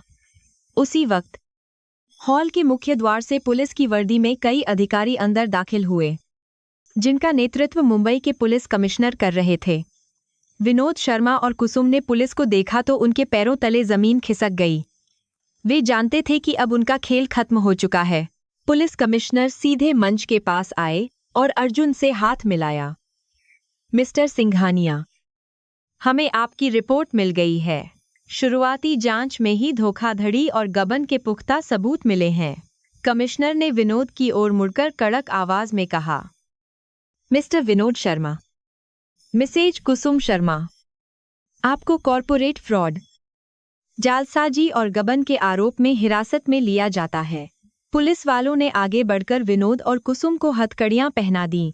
वह दृश्य देखने लायक था। वे हाथ जिनमें अभी शैंपेन के गिलास थे, अब लोहे की हथकड़ियों से जकड़े हुए थे। नहीं नहीं, मैं निर्दोष हूँ। यह सब मेरे अकाउंटेंट ने किया है, विनोद चिल्लाने लगे, अपनी जिम्मेदारी किसी और पर थोपने की कोशिश करते हुए। कुसुम ने रिया का हाथ पकड़ने की कोशिश की। रिया, कुछ कर, अपने डैड को फोन कर। ओह, यह तो तेरे डैड ही हैं, किसी वकील को बुला। रिया खुद डर के मारे रो रही थी। उसे समझ नहीं आ रहा था कि वह क्या करे। पूरी पार्टी जो उनके सम्मान के लिए रखी गई थी, अब उनकी गिरफ्तारी का तमाशा बन गई थी। मेहमान, जिन्हें वे अपना दोस्त कहते थे, अब अपने फोन कैमरों से उनकी वीडियो बना रहे थे और सोशल मीडिया पर लाइव पोस्ट कर रहे थे। अर्जुन ने माइक पर अपनी बात खत्म करते हुए कहा, अक्सर लोग लिबास देखकर इज्जत देते हैं। आज आपने देख लिया कि एक वेटर की वर्दी के नीचे एक सीईओ हो सकता है और एक महंगे सूट के अंदर एक चोर। उम्मीद है कि आज की रात आप सबको हमेशा याद रहेगी। उसने माइक स्टैंड पर रख दिया। मीरा ने उसे देखा। उसकी आंखों में सवाल थे। अब क्या होगा अर्जुन? अर्जुन ने उसका हाथ अपने होठों से लगाया। अब न्याय होगा मीरा, असली न्याय। पुलिस विनोद और कुसुम को घसीटते हुए बाहर ले जा रही थी। वे गालियां दे रहे थे, रो रहे थे और अर्जुन को श्राप दे रहे थे, लेकिन अर्जुन पर उनकी बातों का कोई असर नहीं हो रहा था। वह बस वहां खड़ा था, अपनी पत्नी के साथ, अपने साम्राज्य के बीच, एक अजेय योद्धा की तरह। हॉल में मौजूद लोग अब तालियां बजा रहे थे, शायद डर से या शायद अर्जुन के इस मास्टर स्ट्रोक से प्रभावित होकर। लेकिन अर्जुन के लिए यह तालियां मायने नहीं रखती थीं। उसके लिए मायने रखता था मीरा का खोया हुआ सम्मान वापस दिलाना, और उसने वह कर दिखाया था। अर्जुन ने ओबेरॉय से कहा, बाकी मेहमानों का ख्याल रखना, पार्टी जारी रहनी चाहिए। सिंघानिया ग्रुप की नई शुरुआत का जश्न फीका नहीं पड़ना चाहिए। ओबेरॉय ने मुस्कुराते हुए सिर हिलाया। अर्जुन और मीरा मंच के पीछे वाले वीआईपी लाउंज की ओर बढ़े, जहां वे सुकून के कुछ पल बिता सके। लेकिन अर्जुन जानता था कि लड़ाई अभी पूरी तरह खत्म नहीं हुई है। कानूनी कार्रवाई और मीडिया का सामना करना अभी बाकी था, लेकिन सबसे मुश्किल हिस्सा, अपनी पहचान को उजागर करना और अपने दुश्मनों को उनकी जगह दिखाना, वह पूरा हो चुका था। लाउंज में पहुंचकर मीरा सोफे पर बैठ गई। वह अभी भी कांप रही थी। अर्जुन ने उसके लिए पानी का गिलास भरा। तुम मुझसे नाराज हो? उसने धीरे से पूछा। मीरा ने उसकी ओर देखा। उसकी आंखों में आंसू फिर से भर आए। नाराज नहीं अर्जुन, बस मुझे विश्वास नहीं हो रहा तुम इतने अमीर हो और तुमने मेरे लिए वह चाय की दुकान, वह छोटी सी खोली। यह सब क्यों? अर्जुन उसके पास घुटनों के बल बैठ गया, क्योंकि वह छोटी सी खोली उस बड़े महल से ज्यादा सुकून देती थी, क्योंकि वहां तुम मेरे साथ थी, बिना किसी स्वार्थ के। मेरे लिए वही असली अमीरी है। मीरा। बाहर हॉल में संगीत फिर से बजने लगा था, लेकिन माहौल बदल चुका था। शर्मा परिवार की गिरफ्तारी की खबर जंगल की आग की तरह पूरे देश में फैलने लगी थी। टीवी चैनलों पर ब्रेकिंग न्यूज चल रही थी। सिंघानिया वारिस का नाटकीय खुलासा, ससुराल वाले गिरफ्तार। अर्जुन ने मीरा का हाथ अपने हाथों में लिया और कहा, कल सुबह जब तुम उठोगी तो एक नई दुनिया तुम्हारा इंतजार कर रही होगी। कोई ताने नहीं, कोई गरीबी नहीं, कोई अपमान नहीं, सिर्फ वो सम्मान जिसकी तुम हकदार हो। मीरा ने अपना सिर उसके कंधे पर रख दिया। तूफान गुजर चुका था, लेकिन उसके निशान गहरे थे और अब पुनर्निर्माण का समय था। होटल रॉयल एम्पायर के बाहर का नजारा किसी युद्ध के मैदान जैसा था, जहां पत्रकारों और कैमरों की फौज जमा हो गई थी। जैसे ही अर्जुन और मीरा मुख्य द्वार से बाहर निकले, फ्लैशलाइट्स की चकाचौंध ने रात के अंधेरे को दिन में बदल दिया। सुरक्षा रक्षकों ने बड़ी मुश्किल से भीड़ को पीछे धकेला हुआ था, जो देश के सबसे बड़े बिजनेस टाइकून की एक झलक पाने के लिए बेताब थी। अर्जुन ने मीरा को अपनी बाहों के घेरे में सुरक्षित कर रखा था। उसका चेहरा गंभीर और शांत था, जबकि मीरा अभी भी इस अचानक मिले ध्यान से घबराई हुई थी। वह अपना चेहरा अर्जुन के सीने में छिपाए हुए थी, उन सवालों से बचने की कोशिश कर रही थी जो हवा में तैर रहे थे। लेकिन अर्जुन का हर कदम आत्मविश्वास से भरा था, जो दुनिया को बता रहा था कि अब वह अपनी रानी की रक्षा के लिए किसी भी हद तक जा सकता है।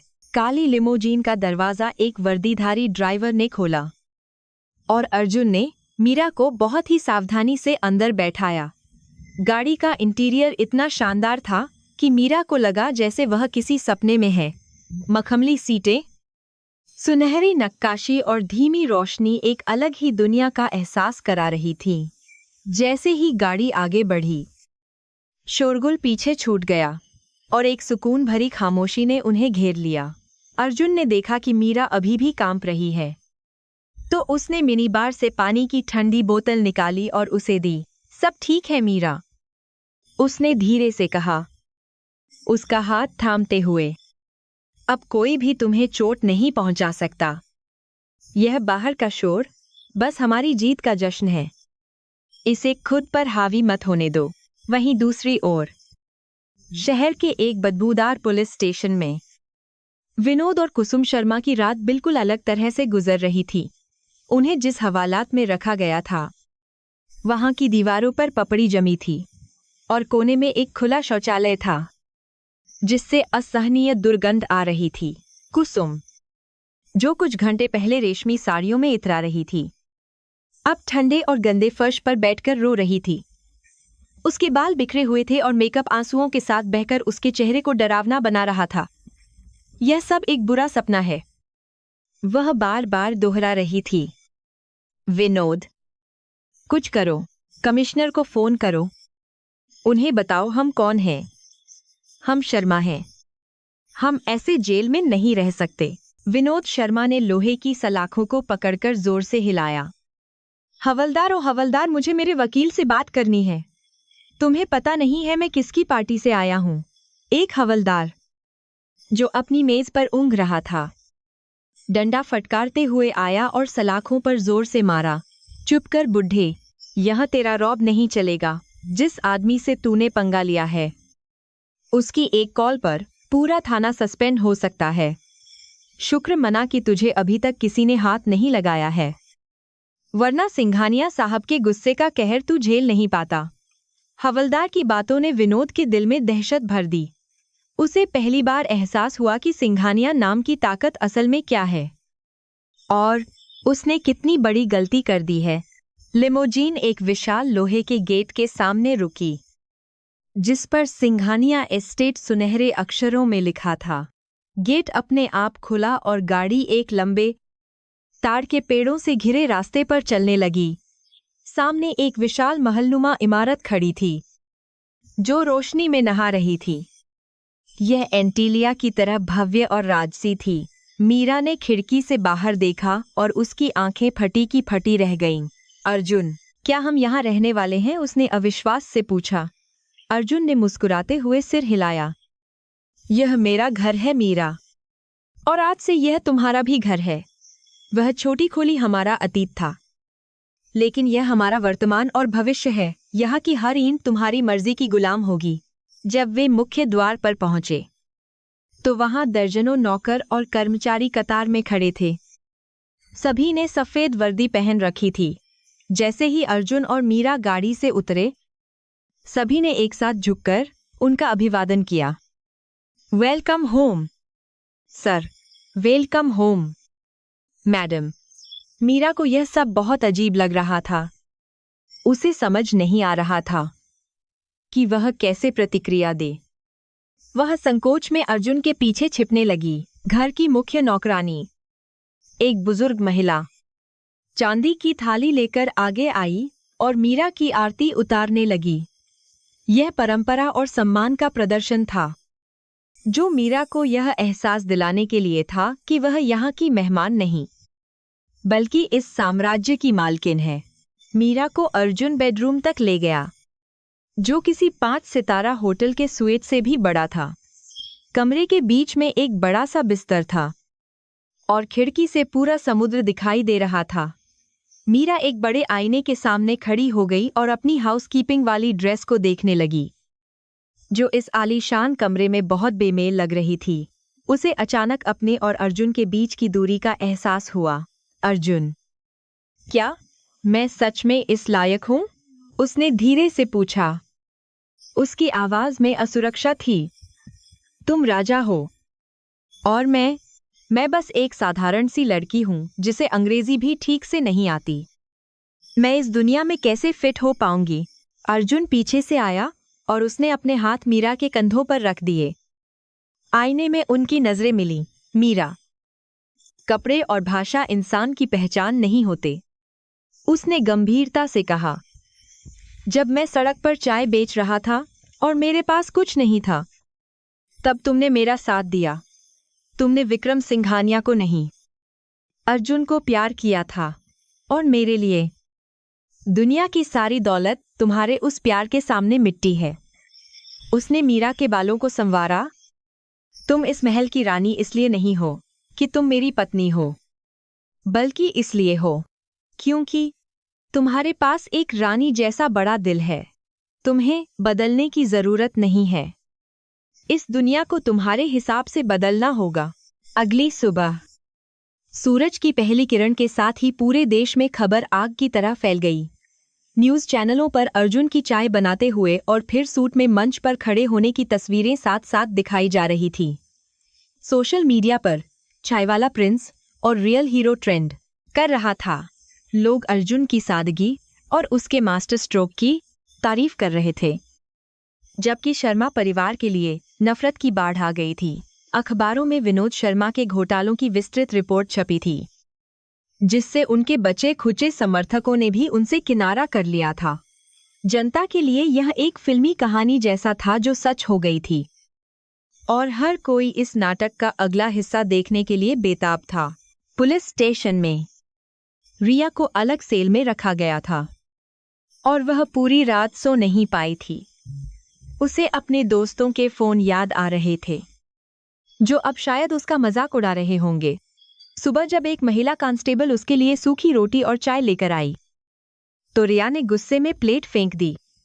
मैं यह कचरा नहीं खाऊंगी, मेरे लिए होटल से नाश्ता मंगवाओ, वह चिल्लाई। महिला कांस्टेबल ने उसे एक जोरदार थप्पड़ मारा, जिससे रिया सन्न रह गई। यह तेरा घर नहीं है शहजादी, और न ही तेरे बाप का राज है। चुपचाप खा ले, वरना यह भी नहीं मिलेगा। रिया गाल पर हाथ रखकर रोने लगी। उसे पहली बार अपनी लाचारी और घमंड के टूटने का कड़वा स्वाद चखना पड़ा।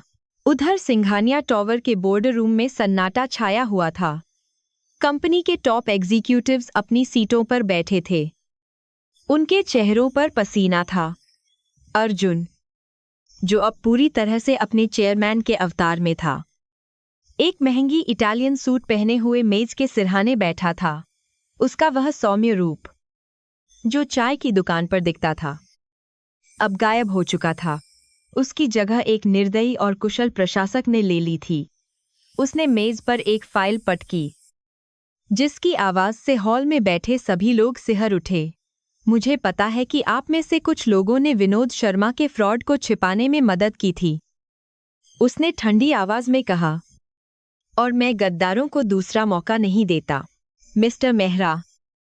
अर्जुन ने अपने फाइनेंस हेड की ओर देखते हुए कहा, आपने शर्मा टेक्सटाइल्स के लोन को मंजूरी दी थी, जबकि उनकी क्रेडिट रेटिंग 0 थी।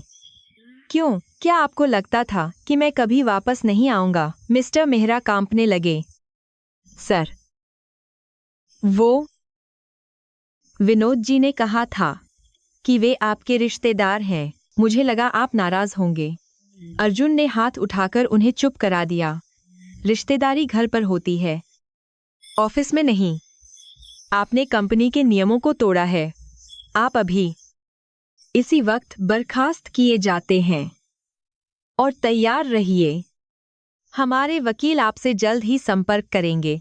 मुझे अपनी कंपनी में रीढ़ की हड्डी वाले लोग चाहिए, कठपुतली नहीं। सिक्योरिटी गार्ड्स आए और मेहरा को बाहर ले गए। दोपहर के समय शर्मा परिवार का एक पुराना वकील, मिस्टर चड्ढा, पुलिस स्टेशन पहुंचा। वह अपनी चालाकी के लिए मशहूर था और अक्सर अमीर अपराधियों को कानूनी खामियों का फायदा उठाकर बचा लेता था। विनोद ने उसे देखते ही राहत की सांस ली। चड्ढा, भगवान का शुक्र है तुम आ गए। जल्दी से हमारी जमानत करवाओ। मैं इस नरक में एक पल भी और नहीं रहना चाहता, विनोद ने गिड़गिड़ाते हुए कहा। चड्ढा ने अपने बैग से कुछ कागज निकाले, लेकिन उसके चेहरे पर वह आत्मविश्वास नहीं था जो आमतौर पर होता था। विनोद जी, मामला बहुत पेचीदा है, उसने रुमाल से अपना पसीना पोंछते हुए कहा। सिंघानिया ग्रुप ने देश के सबसे बड़े वकीलों की फौज खड़ी कर दी है, चड्ढा ने समझाया। उन्होंने सिर्फ धोखाधड़ी का नहीं, बल्कि इनसाइडर ट्रेडिंग, गबन और मानसिक प्रताड़ना के भी केस दर्ज कराए हैं। जज साहब पर बहुत दबाव है और मीडिया की नजरें इस केस पर गड़ी हुई हैं। कोई भी जज रिस्क लेकर आपको जमानत नहीं देगा, और सच कहूं तो आपकी सारी संपत्ति सील की जा चुकी है।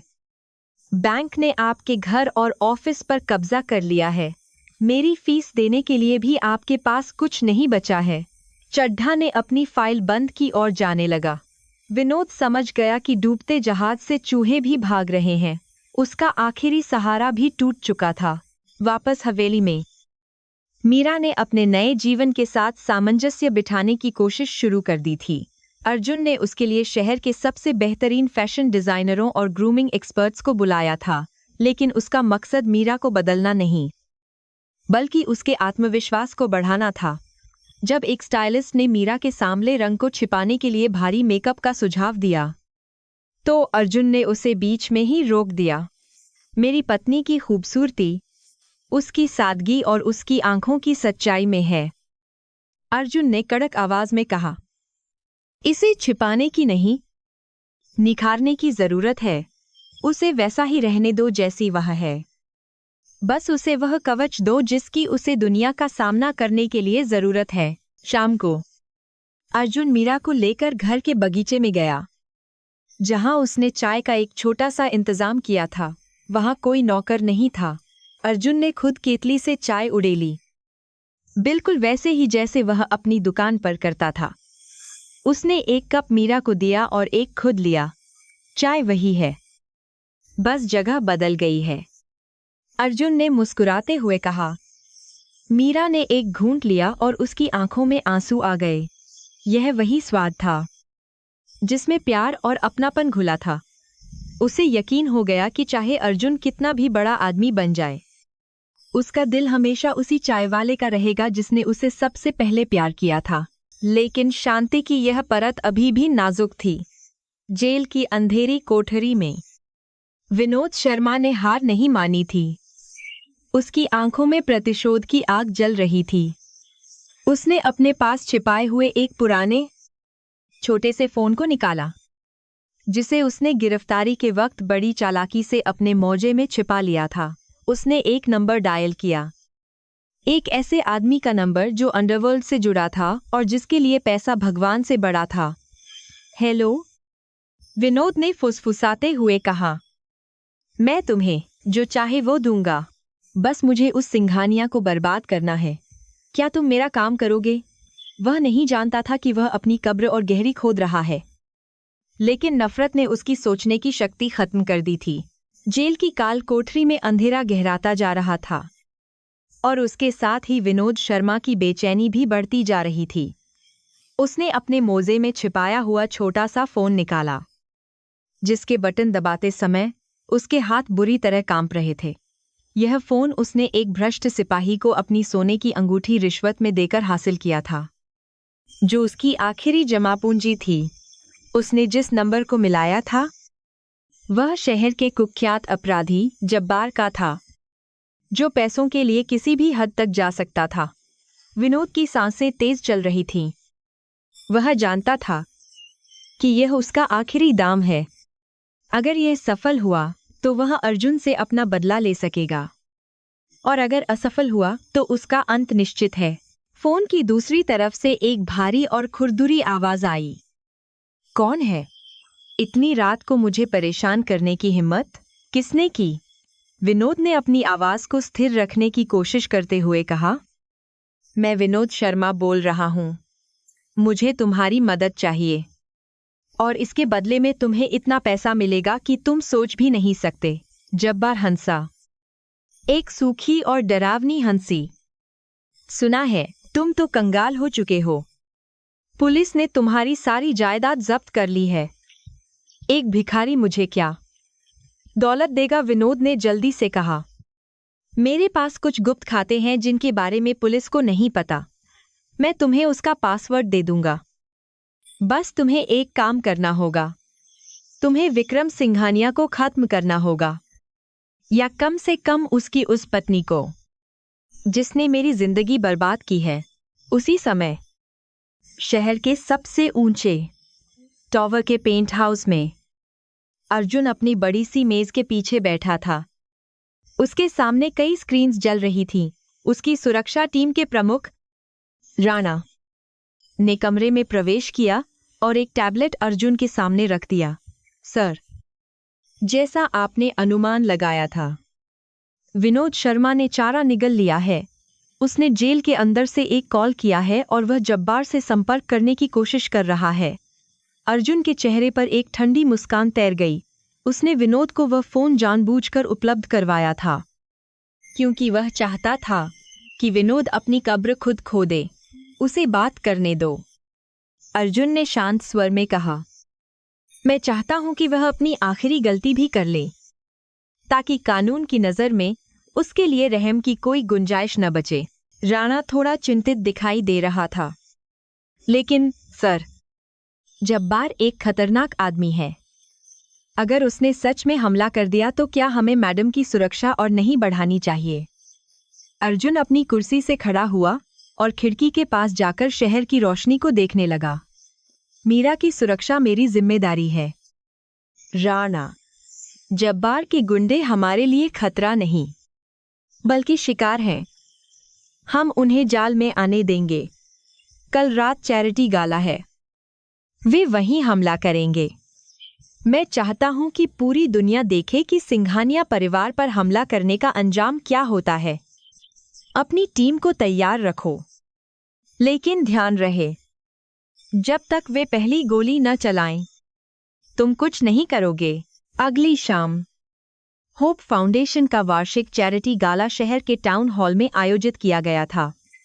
यह आयोजन शहर की सबसे प्रतिष्ठित घटनाओं में से एक था, और इस बार सभी की निगाहें सिंघानिया दंपति पर टिकी थीं। मीरा ने एक गहरे नीले रंग की बनारसी साड़ी पहनी थी, जिसे अर्जुन ने विशेष रूप से उसके लिए चुना था। उसके गले में हीरो का एक नाजुक सा हार था, जो उसकी सादगी को और भी निखार रहा था। वह अभी भी नर्वस थी, क्योंकि उसका सामना उन लोगों से होने वाला था जो कभी उसका मजाक उड़ाते थे। अर्जुन ने उसका हाथ अपने हाथ में लिया और उसकी आंखों में देखा। तुम सिर्फ मेरी पत्नी नहीं हो, मीरा। तुम आज रात की सबसे ताकतवर महिला हो। अपना सिर ऊंचा रखो और उन्हें दिखा दो कि असली गरिमा क्या होती है। जैसे ही उनकी कार रेड कारपेट पर रुकी, कैमरों की फ्लैशलाइट्स ने रात को दिन में बदल दिया। अर्जुन गाड़ी से उतरा और उसने मीरा के लिए दरवाजा खोला। भीड़ ने उनका स्वागत तालियों की गड़गड़ाहट से किया। मीरा ने एक गहरी सांस ली और गाड़ी से बाहर कदम रखा। उसकी चाल में अब वह झिझक नहीं थी जो पहले हुआ करती थी। पिछले कुछ दिनों में अर्जुन के प्यार और विश्वास ने उसे बदल दिया था। वह जानती थी कि उसके पीछे एक ऐसा आदमी खड़ा है जो पूरी दुनिया से लड़ सकता है। वे दोनों रेड कारपेट पर चले, एक शक्ति युगल की तरह, जिनकी आभा के सामने बाकी सब फीके लग रहे थे। हॉल के अंदर शहर की सोशलाइट महिलाएं, जो पहले कुसुम शर्मा की किटी पार्टी में मीरा की पुरानी साड़ियों का मजाक उड़ाती थीं, अब उसे घेर कर खड़ी हो गईं। वे उसकी तारीफों के पुल बांध रही थीं। ओह मीरा डार्लिंग, तुम तो आज परी लग रही हो, एक महिला ने झूठी मुस्कान के साथ कहा। मीरा ने उन्हें पहचाना। ये वही लोग थे जिन्होंने उसकी मदद की पुकार को अनसुना कर दिया था। मीरा ने बहुत ही शालीनता से जवाब दिया, शुक्रिया आंटी। वक्त इंसान के कपड़े बदल सकता है, लेकिन फितरत नहीं। मुझे खुशी है कि अब आप लोगों को मुझ में कुछ अच्छाई दिखाई दे रही है। उसका जवाब इतना सटीक और विनम्र था कि उन महिलाओं के पास बोलने के लिए कुछ नहीं बचा। वे शर्मिंदा होकर इधर उधर देखने लगीं। अर्जुन दूर खड़ा मीरा को देख रहा था और गर्व महसूस कर रहा था। उसने देखा कि मीरा अब खुद को संभालना सीख गई है। तभी राणा ने उसके ईयरपीस में कुछ कहा। सर, हमारे ड्रोन ने 3 संदिग्ध वैन को हॉल के पिछले हिस्से की तरफ बढ़ते हुए देखा है। जब्बार के आदमी पोजीशन ले रहे हैं। अर्जुन का चेहरा सख्त हो गया। उसने अपनी कलाई घड़ी को देखा और राणा को निर्देश दिया, उन्हें अंदर आने दो। हॉल के बाहर का घेरा ढीला छोड़ दो ताकि उन्हें लगे कि सुरक्षा में चूक हुई है। मैं उन्हें यहीं इसी वक्त खत्म करना चाहता हूं। यह एक जोखिम भरा खेल था, लेकिन अर्जुन एक माहिर खिलाड़ी था जो जानता था कि बाजी कैसे पलटनी है। कुछ ही देर में हॉल के बाहर गोलियों की आवाज गूंज उठी। मेहमानों में भगदड़ मच गई।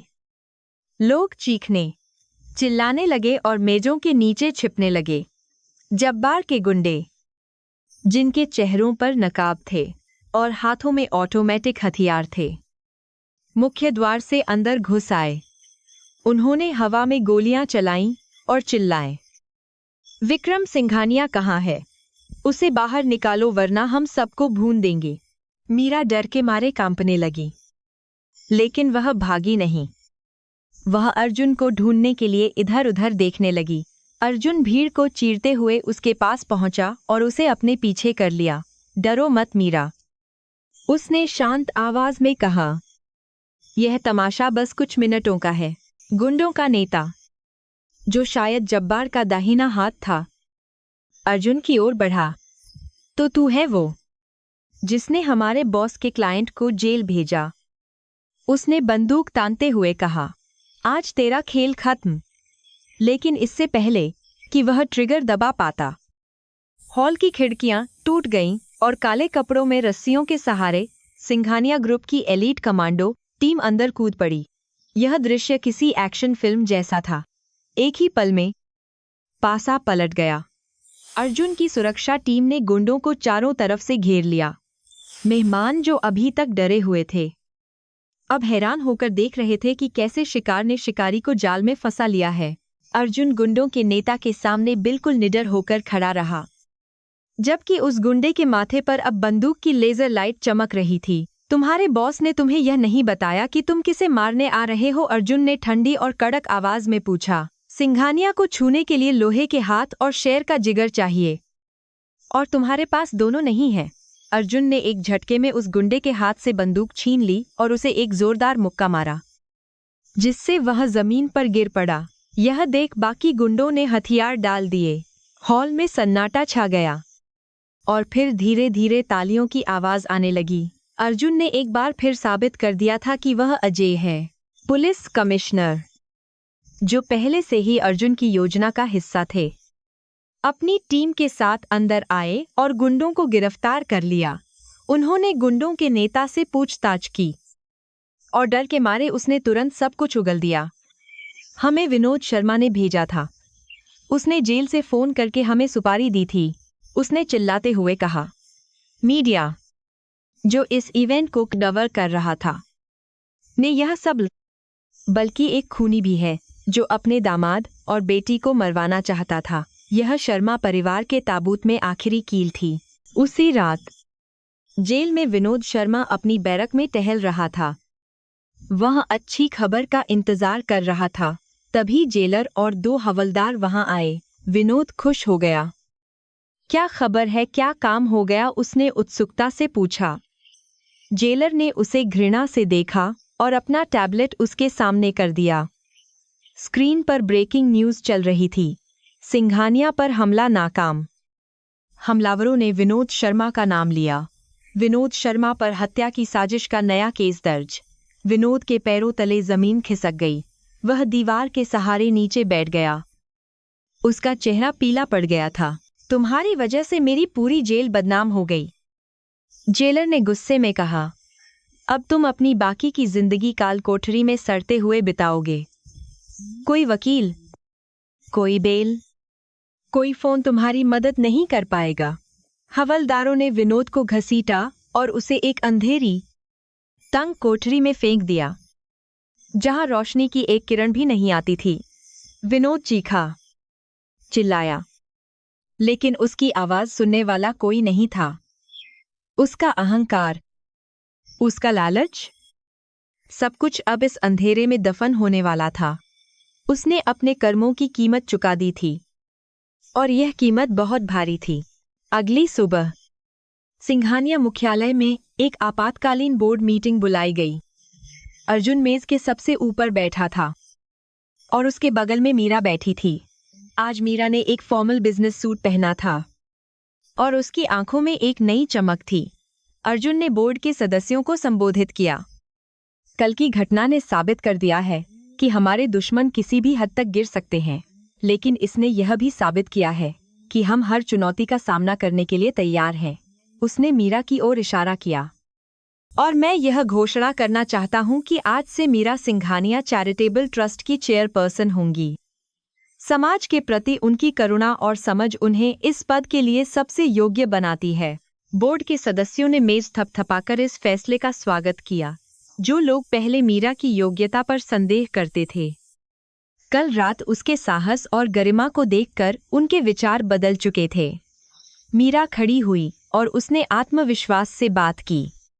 मैं यह जिम्मेदारी स्वीकार करती हूँ, न केवल एक पत्नी के रूप में, बल्कि एक ऐसी महिला के रूप में जिसने गरीबी और संघर्ष को करीब से देखा है। हम अपनी दौलत का इस्तेमाल सिर्फ मुनाफा कमाने के लिए नहीं, बल्कि लोगों की जिंदगी बदलने के लिए करेंगे।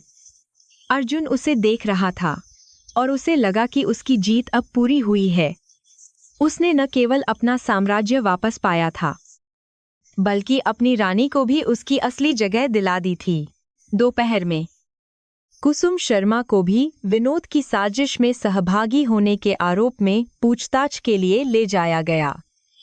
हालांकि वह इसमें सीधे शामिल नहीं थी, लेकिन उसने विनोद के अपराधों को छिपाने में मदद की थी।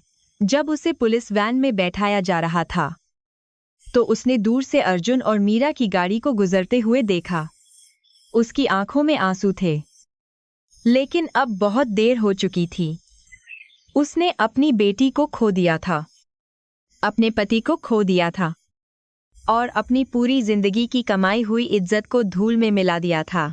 रिया, जो अब तक अपनी मां के बचाव में थी, यह देखकर टूट गई और उसने खुद को एक सुधार गृह में भेजने की विनती की, ताकि वह इस जहरीले माहौल से दूर हो सके। शाम को अर्जुन और मीरा शहर से दूर अपने फार्म हाउस पर गए। वहां शांति थी। पक्षियों की चहचहाहट थी और ताज़ी हवा थी। वे दोनों लॉन में बैठ की कुर्सियों पर बैठे थे।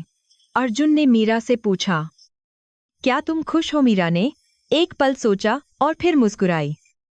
खुशी महलों में नहीं, मन में होती है अर्जुन। लेकिन हाँ, मुझे सुकून है कि अब हमें किसी से डरने की जरूरत नहीं है। और सबसे बड़ी खुशी यह है कि मैंने अपने अंदर की ताकत को पहचान लिया है। अर्जुन ने उसका हाथ चूमा। यही मेरी असली जीत है। मैंने दुनिया जीती ताकि तुम खुद को जीत सको। सूरज ढल रहा था और आसमान में नारंगी और बैंगनी रंग बिखर रहे थे। यह एक नए युग की शुरुआत थी। अर्जुन, जो कभी चाय बेचता था, अब देश का सबसे शक्तिशाली व्यक्ति था। और मीरा, जो कभी सिर झुकाकर चलती थी, अब सिर ऊंचा करके जी रही थी। उन्होंने साबित कर दिया था कि सच्चाई और प्यार की ताकत किसी भी षड्यंत्र, किसी भी दौलत और किसी भी अहंकार से बड़ी होती है। उनका सफर मुश्किल था, कांटों भरा था, लेकिन मंजिल बहुत खूबसूरत थी। लेकिन अर्जुन जानता था कि एक राजा का काम कभी खत्म नहीं होता। उसे अभी भी अपने साम्राज्य को उन गद्दारों से साफ करना था जो विनोद शर्मा के साथ मिले हुए थे। उसे अपनी कंपनी की संस्कृति को बदलना था और यह सुनिश्चित करना था कि भविष्य में कोई भी उसकी दयालुता को उसकी कमजोरी समझने की भूल न करे। उसने अपना फोन निकाला और राणा को मैसेज किया, कल सुबह ऑपरेशन क्लीनअप का दूसरा चरण शुरू करो। मैं चाहता हूं कि कंपनी का हर एक विभाग, हर एक कर्मचारी जांच के दायरे में हो। हमें जड़ से सफाई करनी है। मीरा ने उसे फोन पर व्यस्त देखा और मुस्कुराते हुए कहा, क्या तुम कभी काम से छुट्टी नहीं लेते? मिस्टर चेयरमैन, अर्जुन हंसा और फोन रख दिया। सिर्फ तब जब मेरी रानी मुझे आदेश दे। वातावरण हल्का हो गया और वे दोनों हंसने लगे। यह हंसी उस तूफान के बाद की शांति थी जिसने उनकी जिंदगी को हमेशा के लिए बदल दिया था। अब वे भविष्य की ओर देख रहे थे, एक ऐसा भविष्य जो उन्होंने अपने हाथों से लिखा था, अपनी शर्तों पर, दूर शहर में जहां रोशनी जगमगा रही थी। लोग अभी भी कल रात की घटना की चर्चा कर रहे थे। विक्रम सिंघानिया का नाम अब एक किंवदंती बन चुका था, एक ऐसा नाम जो उम्मीद भी देता था और डर भी। उम्मीद उनके लिए जो सच्चे थे और डर उनके लिए जो बेईमान थे। अर्जुन ने न केवल अपना ताज वापस लिया था, बल्कि उसने यह भी परिभाषित कर दिया था कि एक असली राजा कैसा होना चाहिए, जो अपनी प्रजा की सेवा करे, लेकिन दुश्मनों का काल बन जाए। रात गहरी हो गई थी और तारे आसमान में चमक रहे थे। अर्जुन और मीरा एक दूसरे का हाथ थामे बैठे थे। उन्हें किसी शब्द की जरूरत नहीं थी, उनकी खामोशी में ही सारी बातें थीं। उन्होंने एक लंबा सफर तय किया था, सड़क के किनारे की धूल से लेकर आसमान की ऊंचाइयों तक, और इस सफर में उन्होंने एक दूसरे को कभी नहीं छोड़ा। यही उनका सबसे बड़ा खजाना था, जो किसी भी बैंक लॉकर में नहीं रखा जा सकता था। अब वे तैयार थे अपनी जिंदगी के अगले अध्याय के लिए, जो यकीनन और भी रोमांचक होने वाला था। बॉम्बे हाईकोर्ट का विशाल कमरा खचाखच भरा हुआ था, जहां हवा में तनाव और उत्सुकता की गंध घुली हुई थी। आज शहर के सबसे चर्चित मुकदमे का फैसला आने वाला था, जिसने पिछले कुछ महीनों से मीडिया और आम जनता का ध्यान अपनी ओर खींचे रखा था। विनोद और कुसुम शर्मा, जो कभी अपनी झूठी शान में जीते थे, आज कटघरे में सिर झुकाए खड़े थे। उनके चेहरे पर अब वो अहंकार नहीं था, बल्कि डर और हताशा की लकीरें थीं, जो उनके किए गए गुनाहों का परिणाम थीं। अर्जुन और मीरा पहली पंक्ति में बैठे थे। उनकी उपस्थिति में एक गरिमापूर्ण शांति थी, जो पूरे कोर्टरूम को प्रभावित कर रही थी। जज ने अपनी फाइल बंद की और कमरे में सन्नाटा छा गया। हर किसी की सांसें थम गईं, क्योंकि न्याय का हथौड़ा चलने वाला था। न्यायाधीश ने अपनी चश्मा ठीक करते हुए गंभीर स्वर में फैसला सुनाना शुरू किया। तमाम सबूतों और गवाहों के बयानों को मद्देनजर रखते हुए अदालत इस नतीजे पर पहुंची है कि विनोद शर्मा और कुसुम शर्मा न केवल वित्तीय धोखाधड़ी के दोषी हैं, बल्कि उन्होंने हत्या की साजिश रचने और मानसिक प्रताड़ना देने का भी गंभीर अपराध किया है। विनोद के पैरों तले जमीन खिसक गई। वह कुछ बोलने के लिए आगे बढ़ा, लेकिन पुलिसकर्मियों ने उसे रोक दिया। जज ने आगे कहा, अदालत विनोद शर्मा को 20 साल की सश्रम कारावास और कुसुम शर्मा को साजिश में साथ देने के लिए 10 साल की सजा सुनाती है। साथ ही उनकी बची हुई सारी संपत्ति जब्त करके पीड़ितों को मुआवजा देने का आदेश दिया जाता है। कोर्टरूम में एक हल्की सी बुदबुदाहट हुई, लेकिन मीरा के चेहरे पर कोई खुशी नहीं थी। बस एक गहरा सुकून था कि अब यह अध्याय हमेशा के लिए बंद हो गया। विनोद शर्मा जोर जोर से रोने लगे। यह अन्याय है, मुझे फंसाया गया है। अर्जुन, बेटा, मुझे माफ कर दो। लेकिन अर्जुन ने उनकी ओर देखा भी नहीं। उसके लिए विनोद शर्मा अब उसका ससुर नहीं, बल्कि एक ऐसा अपराधी था जिसे उसके कर्मों की सजा मिली थी।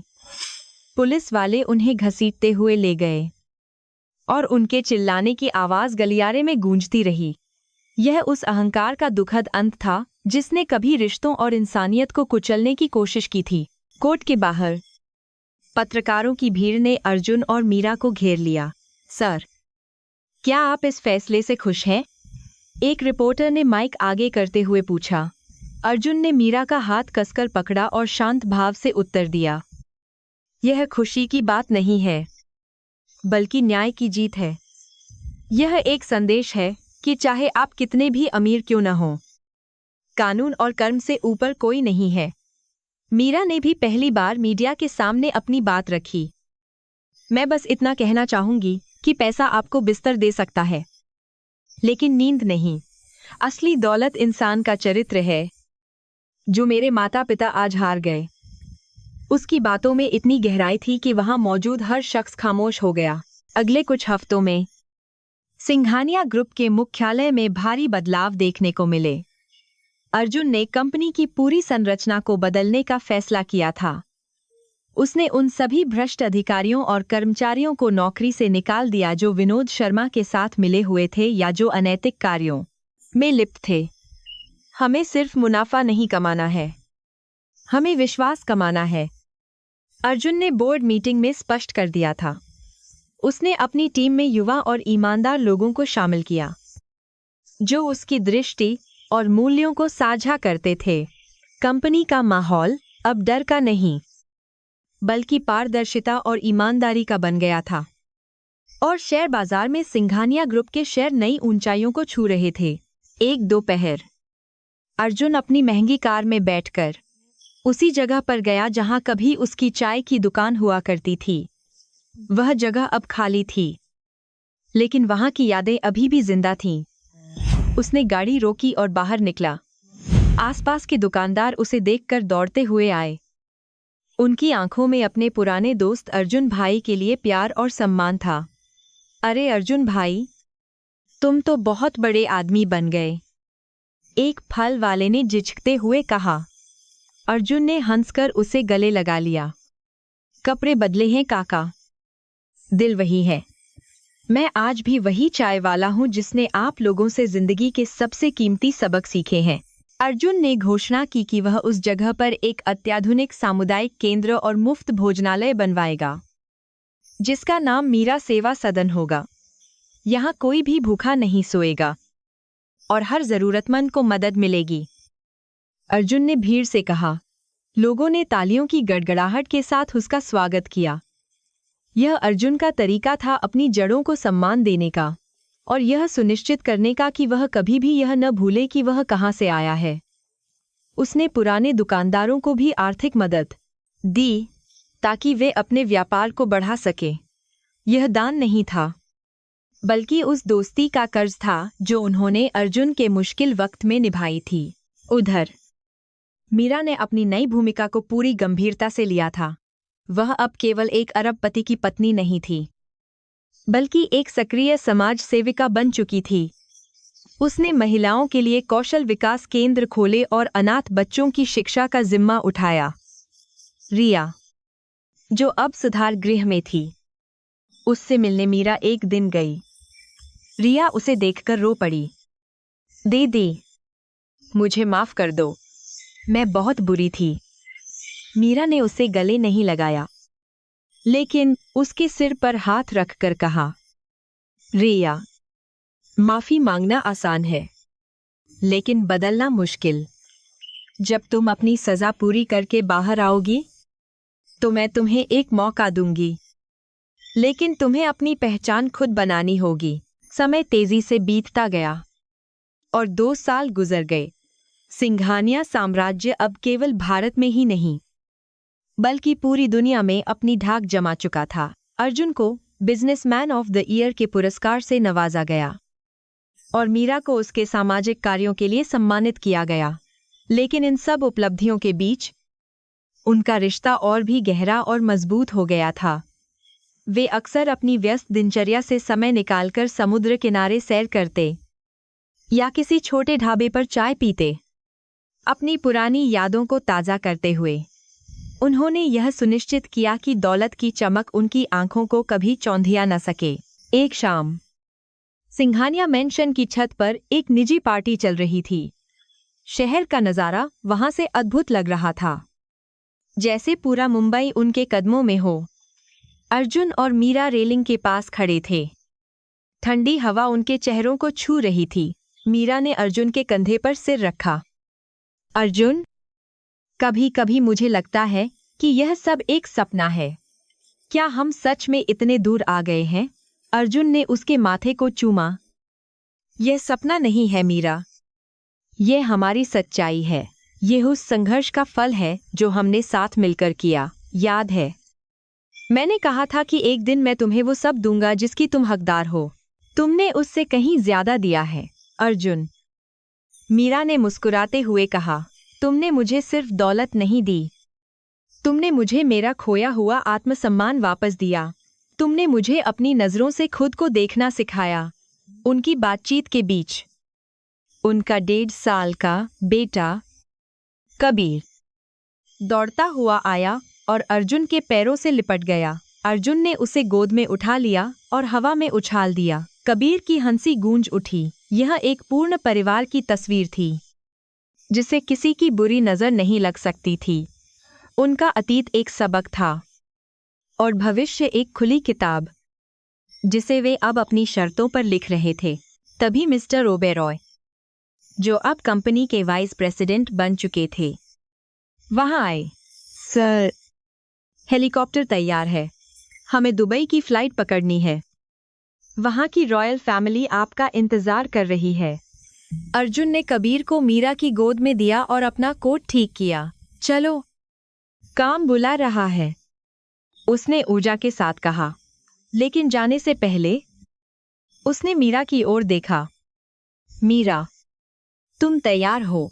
मीरा ने अपनी साड़ी का पल्लू ठीक किया और आत्मविश्वास से सिर हिलाया। हमेशा। अब वह वो डरी सहमी लड़की नहीं थी। वह सिंघानिया साम्राज्य की रानी थी, जो अपने राजा के साथ दुनिया जीतने के लिए तैयार थी।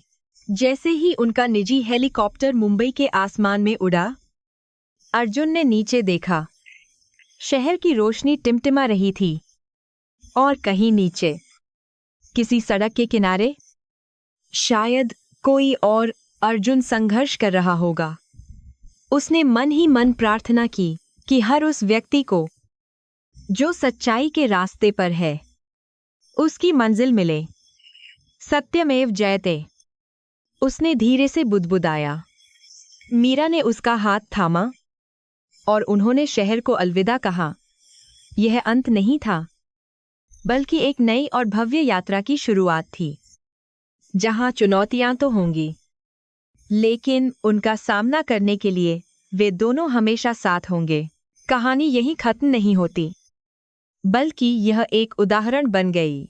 लोग आज भी चाय वाले राजकुमार की बातें करते हैं। विनोद और कुसुम जेल की सलाखों के पीछे अपने पापों का प्रायश्चित कर रहे थे, जबकि रिया अपनी नई जिंदगी की शुरुआत एक छोटे से बुटीक में काम करके कर रही थी। हर किसी को उसके कर्मों का फल मिल चुका था। अर्जुन ने साबित कर दिया था कि एक राजा का असली सिंहासन सोने का नहीं, बल्कि लोगों के दिलों का होता है। और उसने वह सिंहासन अपनी ईमानदारी, मेहनत और अपनी पत्नी के प्रति अटूट प्रेम से हासिल किया था। आखिरकार वो दिन भी आया जब मीरा सेवा सदन का उद्घाटन हुआ। अर्जुन ने फीता नहीं काटा, बल्कि उसने उस बूढ़े काका से फीता कटवाया जो उसकी पुरानी दुकान के पास फल बेचते थे। यह एक ऐसा दृश्य था जिसने मीडिया और जनता का दिल जीत लिया। उस दिन अर्जुन ने अपनी सबसे प्रसिद्ध स्पीच दी थी, मैं विक्रम सिंघानिया हो सकता हूं, लेकिन मेरे अंदर का अर्जुन हमेशा जिंदा रहेगा। वो अर्जुन जो जानता है कि एक कप चाय की कीमत क्या होती है और एक सच्चे रिश्ते का मोल क्या होता है। उस दिन पूरा देश उस व्यक्ति के लिए खड़ा हुआ जिसने सत्ता की परिभाषा बदल दी थी। रात के सन्नाटे में, जब सारी दुनिया सो रही थी, अर्जुन और मीरा अपने बगीचे में बैठे थे। उनके हाथों में मिट्टी के कुल्हड़ थे, जिनमें अदरक वाली चाय थी। यह 5 स्टार होटल की चाय से बेहतर है, मीरा ने चुस्की लेते हुए कहा।